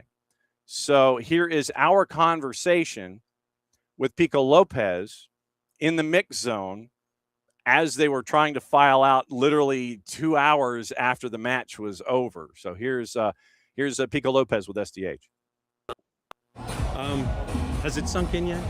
Yeah, I think it has there in the dressing room. I think after the game it was just still a bit surreal, the feeling, and it's hard because it's a point, it's a clean sheet, like we haven't scored, but it's something to be proud of as well. The discipline that you guys had defensively, only the one foul, and it was insane how you guys kept them in check. What was it like to be in that sync today? Yeah, look, I suppose it was 100% focus on the game. We knew we couldn't switch off for a moment because they'd punish us. They're a great team. They had so much of the ball, but we knew like that if we were organised defensively, we could frustrate them. Another day we were hoping to catch some of the counter-attack, but I suppose it was difficult for that. Now, has your phone blown up officially? Yeah, it's just a lot of messages there from people back home, and I'll try to get back to everybody. Like I say, it's a really proud moment for me and my family, like, and to have the support that I've had, it really means the most. What does this mean, honestly, from 30,000 feet or anything? What does this mean, do you think, going forward? Look, it just goes to show you, like we can mix it with some of the best teams in the world. Will it be difficult? And was it difficult? Yes, 100%. It was, like, but we knew this is the World Cup. The biggest teams, the best teams are here, like, and we're here as well. So we have to be here to compete. We'll enjoy today, but the most important thing now is to recover and focus on Uruguay. Pico Lopez after the match, and one more interview from the Cabo Verde mix zone. You'll also hear the voice of Jonathan Jackson. CJ Dos Santos, and we've talked about CJ. CJ literally, let me get the date. I want to find the date. CJ activated his one-time international switch, and he changed his citizenship designation to Cabo Verde. And this was May the 19th was when San Diego FC made the call to CJ Dos Santos to back up Vojinha. Literally, first senior call-up after making the FIFA-authorized switch, joined him for the March 26 international window. They announced the World Cup roster. So he has his first national team camp in March, named to the roster in May, and is a part of now the Cabo Verde 26-man, born in the U.S., Cape Verdean father, Portuguese mother. Represented the U.S. at the youth level, 2017 FIFA U17 World Cup, 2019 FIFA U20 World Cup. Last season with San Diego FC, 10 clean sheets and 30 starts. Entering as one of the four nations making their debut, Cabo Verde, Curacao, Jordan, and Uzbekistan in Group H. So CJ flips from the U.S. to Cabo Verde in March. Named to the team in May to learn from Vojinha. Here is our conversation with CJ Dos Santos about what it's like for him to be a part of this and learn. Nothing like having your first international camp in March. You make the international switch. One camp in March, named the team in May, have the moment like you did at Atlanta Stadium yesterday. So here is the conversation that we had with CJ Dos Santos as he was trying to make his way to the buses so they could get back to the hotel. Going to the next match, and it really puts us really takes us in the right direction, taking this tournament with the right foot forward. So it's going to put us in the right direction for sure. Now tell me, how does it feel going from winning your group in qualification to qualify, and then coming here holding the #2 country in the world to a goalless draw, and then having thousands of people, not just inside and outside, but all over the world, and bringing the vibes to it? No, you can't help but love the passion that you feel from everywhere around the world. The Cape Verdeans within the country, here in the United States, and Portugal, Holland, Luxembourg, France, everywhere around the world, you can't help but feel that alegria, that joy, and that passion from everybody across the world. Okay, and tell me about your legend, Vojinha. That performance today? He was always a legend, but now he was always a legend for this club and for me personally, as he's an amazing human being, and he's been so helpful with me in my transition coming to this team. Love it. And yeah, this just solidifies his place in football lore and in World Cup history. Awesome, man. Got something, John? Yeah, CJ, I was just going to ask you on the Virginia talk. I mean, you get to have someone like that who's 39 repeating and legend in the country and all this kind of stuff, to have that kind of impact and influence. I mean, you're coming in kind of hot. Yeah. And to be able to learn and to calm down and get integrated into that, what was that like to have that kind of calm from him when you're getting integrated? You know, having such an experienced goalkeeper such as him, you know, one of the captains of the team, he eludes that experience, he eludes that sort of confidence and that experience within the team and within his own personal experiences. And when you have players like him in this group, you can't help but be successful. Has this day sunk in yet? It's kind of weird, like the whole experience hadn't sunk in until walking out with the team, and then you can see the stands, you can see all the fans everywhere around, so that part was still very, very surreal to me, and now just letting everything sink in and just enjoying every moment. So it gets to 4-0, ref hits the whistle. What's running through your mind when you understand what was happening out there today? I mean, my first thought was to run over to Vozinha and just to be able to have that moment with him, tell him how proud I was from him, and just how amazing of a moment it is and how much of an honor and a privilege it is to just be able to see it firsthand with the best seats in the house. Cesar dos Santos learning alongside Vozinha and Cabo Verde. All right, so let's get into the numbers. We'll get into the other scores from yesterday, get you into the matchups from today, and we'll give you the rest of the news because we did mention with Bart, Hervé Renard now is taking over in Tunisia. We'll update that situation as well as to why LaBrouche was told to please leave. Because like we had mentioned a couple of different things involving the why. We'll get into the why and we'll get into Hervé Renard, and there is some other news to get into this morning as well. So the numbers for this matchup. In this craziness, and Vozinha was listed at 8 saves. I call shenanigan on that. I mean, for me, it's probably 8 saves, and if you want to be real specific about it, it is 8 saves, handful of touches, all that kind of stuff. SofaScore had Vozinha at a 9.7. A 9.7. 7 saves. I'll dispute that. Goals prevented, basically 1.5, 1.45. Saves from inside the 18, 6 of the 7. Like I said, I'll say 8 saves. 3 high claims along the way. Defensively, 15 recoveries, had 1 clearance. He was 2 for 2 on his duels, by the way. 2 for 2 on his duels. Passing, 29 of 42 at 69%.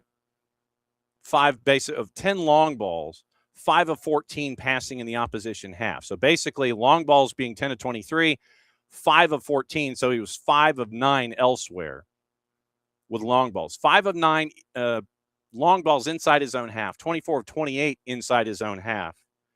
5 of 14 made it as long balls into the attacking half. Then the touches, and this was the number that stuck. 65 touches for Vozinha. They had him at 68 yesterday. 65 touches. Most for a keeper in World Cup history. 10 carries, total progression just under 36 meters. So that was Vozinha yesterday. Then, and let me see if I kept the numbers or if I got rid of them. So we're going to have to, I got rid of them. So we're going to have to do some math here. So we're going left to right. The back line, Sidney Lopez Cabral, who got the 1 foul and the 1 card, punched a 6.9. So defending, Cabral at left back, 9 defensive contributions, was 1 of 2 on tackles, 2 picks, 5 clears, 5 recoveries, 5 for 10 in his ground duels and 0 for 1 in the air. So let's go 5 for 10 on the ground. And the funny thing was in these numbers that as dominant as Spain was in the air on duels, Cabo Verde was the opposite on the ground. And I would have thought it would have been flipped. But legitimately, ground duels went the way of Cabo Verde. Aerial duels went the way of Spain, which was strange when I was trying to process this. Dini Borges, second highest rating on the day, an 8.5 according to SofaScore. So Borges, not to be outdone, 18 contributions, 2 of 5 in tackles, 2 picks, 8 clearances, 3 recoveries, 3 blocked shots, and then 5 of 6 on his ground duels. He was 1 for 3 in the air, so 6 for 9 on his duels, period. And he had the one last man tackle, which was the foul and the yellow card.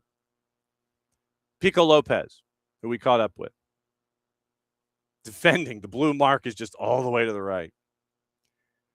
So for Lopez, 16 contributions, 2 interceptions, 11 clearances for Pico Lopez, 3 blocked shots for Lopez, 1 recovery. And the funny thing here with Pico is he was 0 for 1 in the air, or 0 for 1 on the ground, 2 for 2 in the air. That was Pico Lopez's day. Steven Moreira, who you heard from over at right back, he had kind of a quiet day. Everybody was trying to go down the attacking right. Steven Moreira had it quiet. So Steven Moreira had 5 defensive contributions.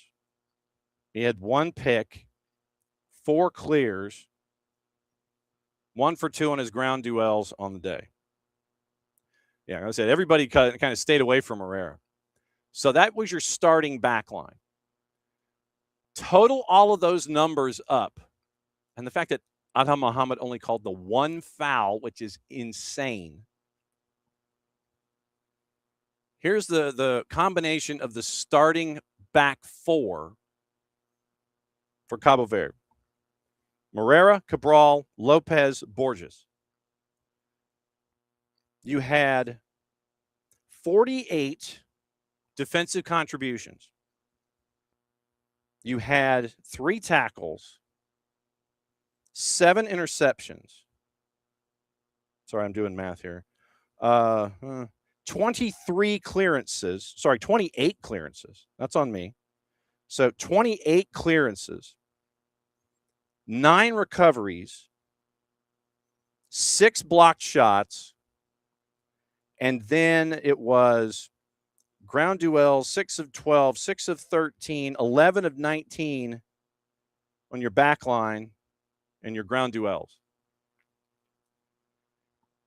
48 defensive contributions, 3 tackles, 1, 7 picks, 28 clearances, 9 recoveries, 11 of 19 when it came to the ground duels, 6 block shots. That was your back line of 4 and only committed 1 foul.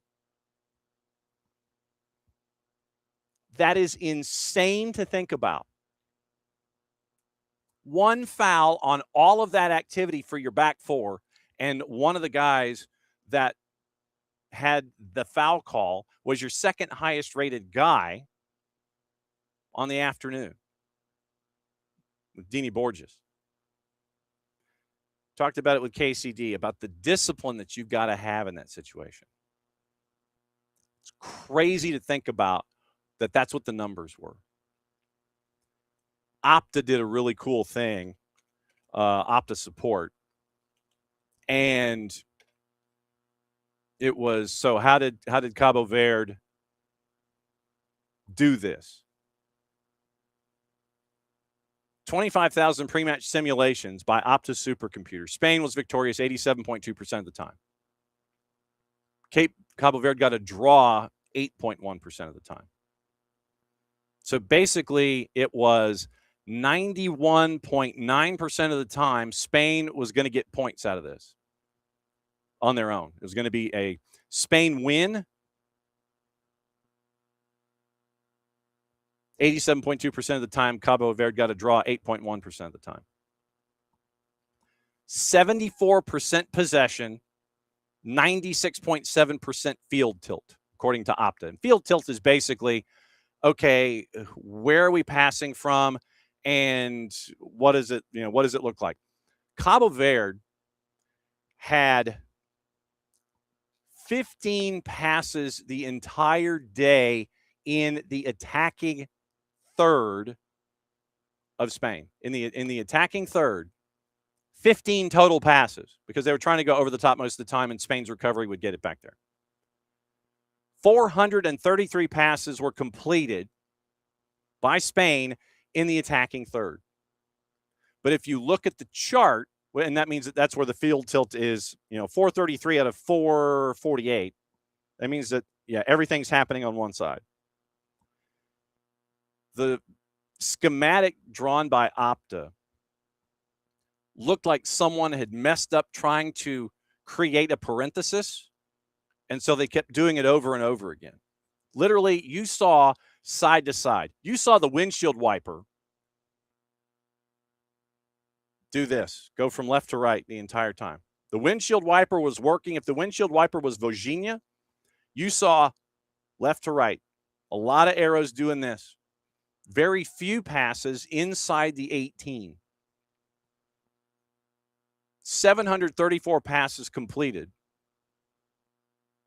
But when it got to the arc, basically it was locked down.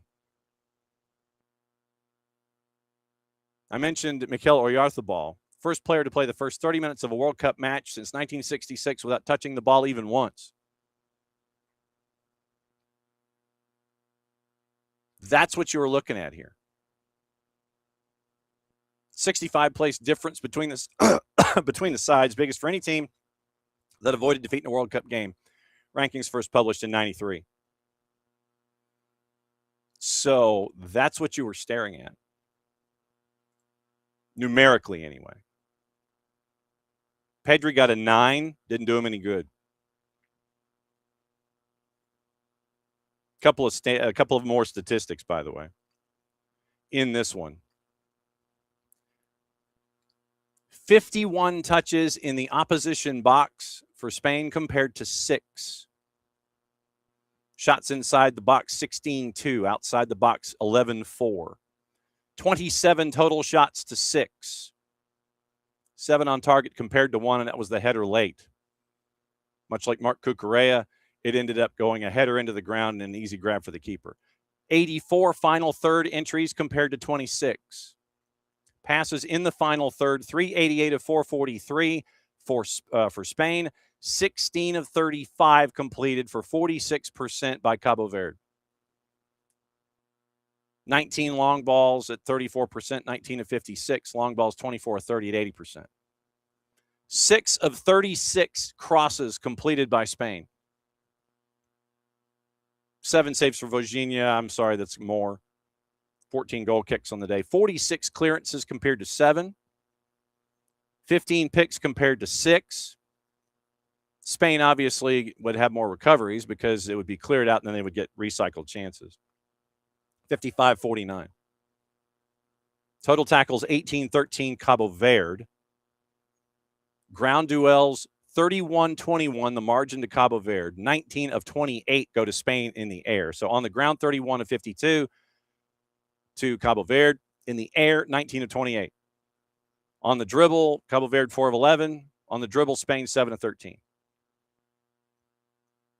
But they frustrated the hell out of them for a full 90 minutes. 84 sprints compared to 79. 10 fouls called on Spain compared to 1. 1. And Cabo Verde still ended up at 26% possession because of all the defending they had to do, running 3 kilometers more on the day than Spain, 106.1 to 103.1. So that's what you're getting into. And I'm still fonting up CJ Dos Santos for no good reason because I'm so locked into talking. So that's what you got from Cabo Verde. Literally, that is what you got. Typhoon Bernard's dark horse is Norway. They're in match number 2 today. But yesterday, like I said, we have all these highlights, and I think they're just going to have to sit just because we got all this stuff to talk about. So yesterday, just to break through everything, first day since 1958 that you had all matches end in a draw. The Spain-Cabo Verde match, Belgium and Egypt to 1-1 draw. Romelu Lukaku scores late, salvages a point in Seattle. Saudi Arabia, Uruguay. Uruguay scores with 10 to go by Araujo, and that was in Group H at Hard Rock, which is now Miami Stadium for 6 weeks. Iran, New Zealand, KCD, saw that one. It was out at SoFi late last night, 2-2 final. And it was Elijah Just with the goals on the board in the 7th and the 54th. Every time New Zealand had a lead, the Islamic Republic of Iran would come back. Just scores in the 7th. Razayan scores in the 32nd. Just scores in the 54th. Mohebi scores in the 64th. 2-2 draw by the time you were done. Standings. So since yesterday was Group G and Group H, with Group I and Group J happening today. Group G, everybody's at a point, but New Zealand and Iran have one more goal scored than Belgium and Egypt. New Zealand, Iran, Belgium, Egypt. That's your rundown in Group G. Everybody's at 1 point. Group H, Uruguay, Saudi Arabia, considering theirs was a 1-1 draw, are ahead of the game over Spain and Cabo Verde, but everybody's got a point. Match day 2 is going to be interesting as Cabo Verde heads to Miami to take on Uruguay at Hard Rock. And so today is Group I and Group J. Just to give you the idea, we'll recycle through and let you know. Let's see if the numbers have changed any. France a little bit. France, 3 o'clock. France a minus 217, draws a plus 359, Senegal's a plus 600.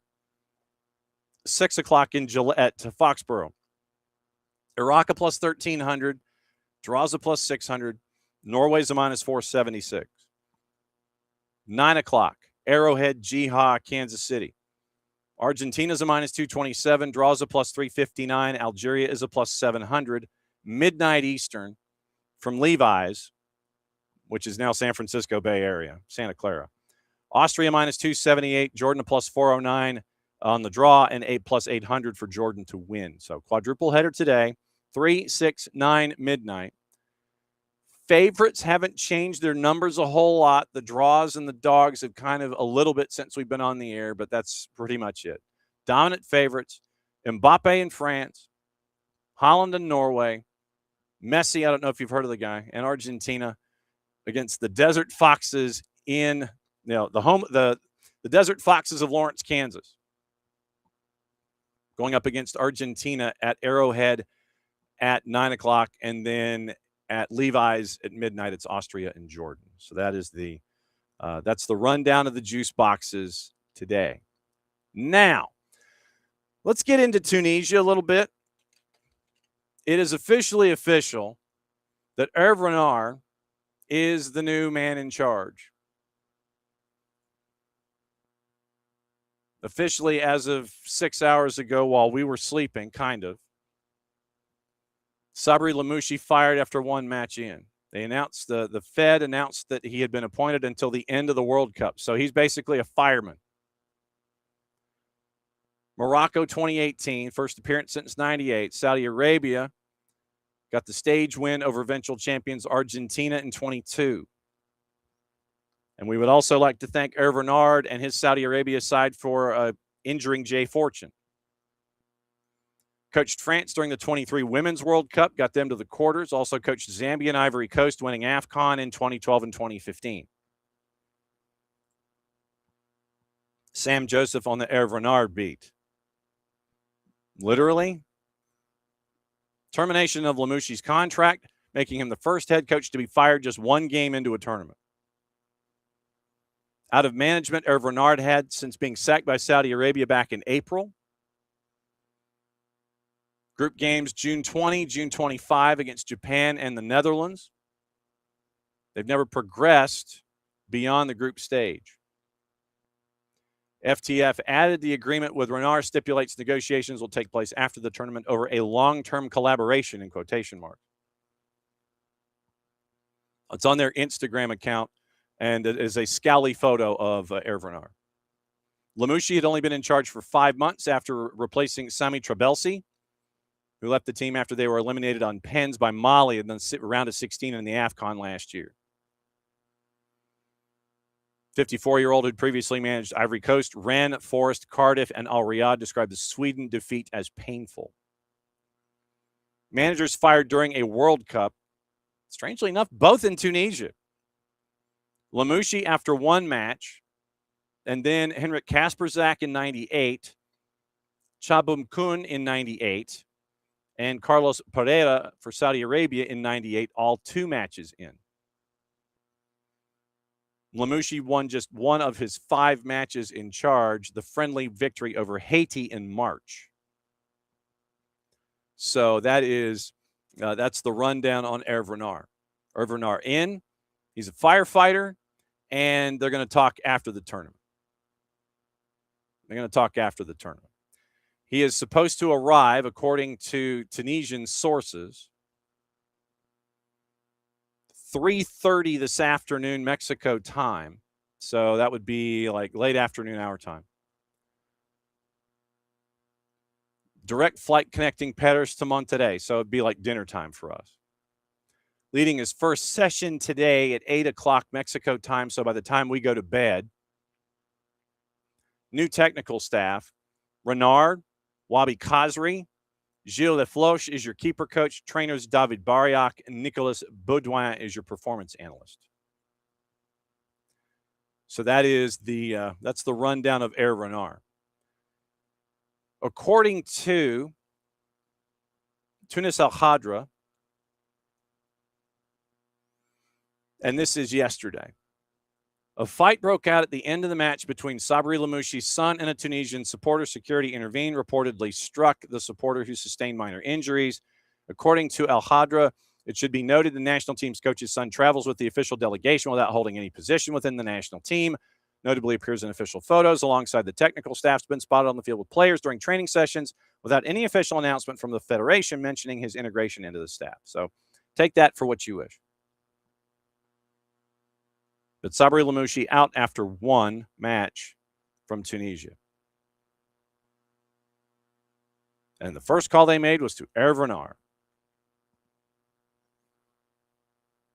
The Carthage Eagles now have a new man in charge for the tournament. So we'll see what happens there. And you have all of the Photoshop stuff with him now wearing the gear and all that. Al Khadra continues by saying Jan Valeri's substitution during the match against Sweden sparked a controversy within the delegation. Valeri did not appreciate being taken off the pitch, remained motionless for several moments before leaving the pitch, visibly expressing his incomprehension. Wabi Khazri, the assistant coach, had to intervene to convince him to make way for Mohamed Belhaj Mahmoud. That's from Radio Mosaic FM. And Hervé Renard was interviewed by Tunisian radio this morning, or by RMC Sport, and out of France, and he confirmed having accepted without hesitation.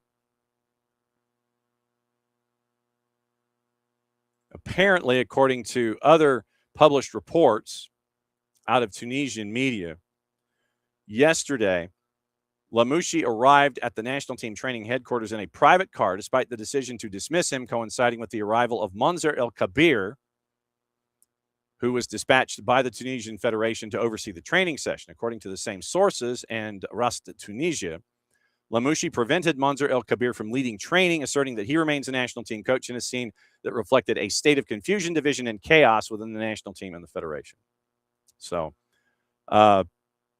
several members of the Federal Bureau of the Fed demanded the convening of the emergency meeting, and that was what, after the match, led to the dismissal. So that is where we are with Khadri, and we'll keep an eye on Tunisia, which already has its own soap opera now attached. So That's yesterday, and that's today. I'm trying to see if there's anything in the clip farm that I might have missed. I think we're good there. All right, gossip, rumor, and innuendo. What to watch, where to watch it, how to watch it. That is brought to us by our friends at Fanatis, fntz.co/soccer down here. And it's easy. Everything short of the midnight match is on Big FOX.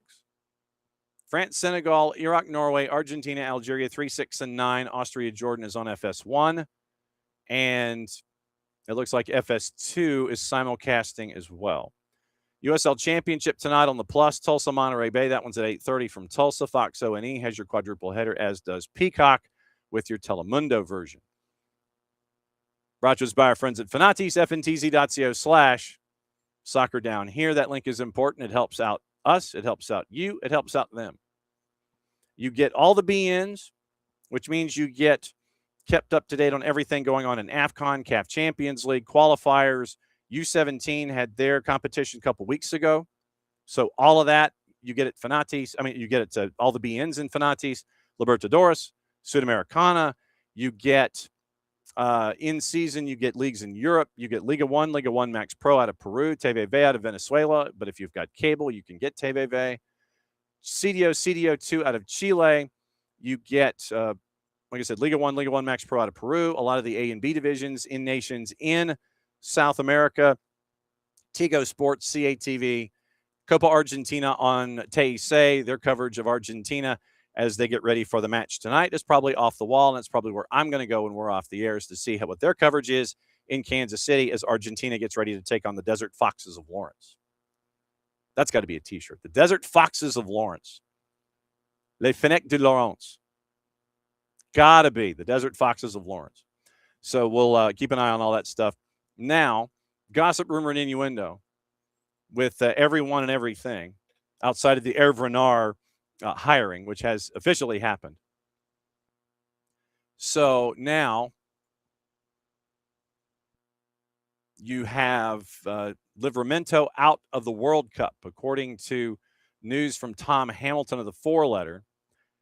Tino Livramento out of the competition. Trevor Chalobah has been called up as his replacement. Livramento picked up the calf injury in training on Sunday, likely to be out for 6 weeks. Out of the World Cup, Livramento out, Chalobah in. Statement from the FA. Arrangements now being made for the Chelsea defender to make the journey to the team's base camp in Kansas City. Rest of the squad's going to head to Dallas for the opening fixture against Croatia on Wednesday. Livramento was big to Thomas Tuchel's plans, played in the second half of England's 1-0 win over New Zealand and Florida, unused sub in the warm-up against Costa Rica. So Tino Livramento out, Trevor Chalobah in. You've got also, I'm trying to see if we have our early go-round of all of the gossip, rumor, and innuendo. Or are we just going to, yeah, here we go. Okay, so we do have it. Sandro Tonali is a part of it. Spurs have entered the race to sign Sandro Tonali, according to Fabrizio Romano, wanted by Roberto De Zerbi. Competition for Manchester City, Arsenal, Juve, and AC Milan. Tonali's future is increasingly uncertain. Contract to expire in 2 years. Might be the last chance that that Newcastle might get something around £80 million. Chelsea tracking Crystal Palace center back Maxence Lacroix, according to the four-letter paper. Lacroix is playing for France. France has a contract through 29, reportedly attracting interest from Arsenal and Real Madrid, reportedly ready to consider his options. Chelsea held talks with Atalanta right back Marco Palestra 2 weeks ago, according to Nicola Shira. However, the Serie A club are holding out for the bids of €50 million this summer. United considering a move to sign West Ham's Crescencio Somerville, according to The Athletic. Currently at the World Cup for the Netherlands, transfer expected to cost in the region of £50 million. Real Madrid lodged an inquiry for Dortmund midfielder Felix Nemeka, according to Sky Germany. Jose Mourinho likes him. 25-year-old under contract at Dortmund until 2030. Does have €70 million release clause that becomes active from next summer. Bayern Munich set to sign PSV forward Ismail Saibati in a transfer offer worth in excess of €50 million, according to TalkSport, which probably means Crook and Jacobs. Moroccan international He's undergoing his Bayern medical in the U.S. now, apparently. 15 league goals in 27 matches in the Eredivisie. Can play several different positions, likely featuring as the understudy to Harry Kane. Also, Newcastle set to step up their pursuit of Osasuna winger Victor Munoz, according to the four-letter paper. Release clause of €40 million, which has alerted the likes of Roma and Bayer Leverkusen. Want to add several young players to their ranks, with Wolves' exciting 18-year-old Mateus Mane also on their radar. Women's side, Lyon have announced the signing of Caroline Weir, formerly of Real Madrid, in advanced talks with her and confirmed the departure on a free after 4 years in her previous locale. PSG, according to Fabrice Hawkins, 20-year-old midfielder Seni Mayulu set to snub interest from Bayern and Chelsea and ink a new deal with PSG. Nicolas Shira, United midfielder Manuel Ugarte has been offered to AC Milan where he could rejoin Ruben Amorim. Fabrizio Romano, Bayern Munich, close to completing a €55 million deal for Eintracht Frankfurt's Nathaniel Brown, who's already agreed to personal terms. West Ham, according to Football Insider, keeping tabs on Watford and Australia winger Nestori Irankunda. Team talk, Newcastle have informed Nick Pope he's free to leave this summer. Leeds have ruled themselves out of a move. Speaking of Leeds, according to Football Insider, preparing a bid to sign 22-year-old Sporting center back Ousmane Diomande, €75 million release clause. Matteo Moretto. Celta de Vigo have established contact with reps from Girona's Azzedine Unahi. Sky Germany, Werder Bremen have reached an agreement in principle to sign for Fortuna Düsseldorf forward attacker Cedric Itten. And Fabrizio Romano has Udinese activating the clause in Nicolo Zaniolo's loan deal from Galatasaray, making it permanent. So let's see what Ben Jacobs has on his table. And if there is anything hanging out with our buddy Ben while he is tracking the U.S. So he is out on the West Coast, getting a lot of stuff done. Mentioned Victor Munoz and the optimism of the deal. Magpies' top target to replace Anthony Gordon. Growing interest in Lee Han-byum from clubs in England and Germany. Midtjylland willing to sell the 23-year-old South Korean defender this summer. 49 appearances for club and country this year. We mentioned Tim Payne joining Club Olimpia out of Paraguay. Right back joining him from Wellington Phoenix. Club Olimpia is excited, as are the fans. We mentioned Crescencio Somerville. We mentioned Sandro Tonali. We mentioned Trevor Chalobah. Manchester United want to sell Marcus Rashford after Barcelona chose not to trigger the €30 million option to buy. The clause expired back on Monday. Set to return to preseason training with Manchester United after the World Cup. Barcelona's is open to another season-long loan, but Manchester United currently against this option. United have informed Barca on their position. There's a £40 million release clause for all clubs except for Liverpool and Manchester City. Sale for less than this number is not discounted. Real Madrid confirming Tony Rudiger is extended until the summer of 27. They have the artwork with him sitting in a rather ornate chair with framed photos / paintings of him with the trophies that he has been a part of since he's been there at Real Madrid. So Rudiger extended. Once again, we mentioned Tonali, we mentioned Hervé Renard. And I think we're cutting Pierre Sage joining Crystal Palace on a 3-year deal, leading Lens to being second in Ligue 1, winning Coupe de France. So Sage now at Crystal Palace, and that should get everything set up. Now, let me get you the broadcast plans for tonight, for Atlanta soccer tonight. And let's see, checking my mail as we are here. Now, tonight, we're going to start off 92.9 The Game in the Odyssey app and the 92.9 The Game YouTube channel. It is 6 to 7:40. 6 to 7:40. 92.9 The Game in the Odyssey app. Maddie's going to be there with Jason. They're going to break down the afternoon's France-Senegal match, set the table for Argentina's title defense. Kicks off tonight against Algeria. It is baseball, I believe, that is on 92.9 The Game after 7:40. So 6 to 7:40. Atlanta soccer tonight. 92.9 The Game, Odyssey app, 92.9 The Game YouTube channel. Along those lines, before we get out of here, one more thing to discuss and divulge. It is why Atlanta Soccer Tonight is must listen to stuff. Maddie and Jason, the 343 from last night's AST. 92.9 The Game, the Odyssey app, and the Off the Woodwork podcast section at 929thegame.com. I'm going to start with number one. Cabo Verde, they committed just one foul in the 90 minutes against Spain. That's impressive just in and of itself.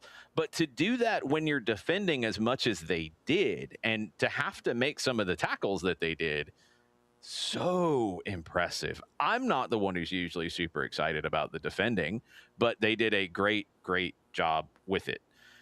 Number two, I think Vocinia and just the whole story about him, and we shared a clip from the Mix Zone on Soccer Down Here. Go check that out, where he was talking about his grandparents and talking about his mom. I was doing a little bit of research. He couldn't get his mom in, unfortunately, because of kind of the late start on the visa process and also the cost of the visa process.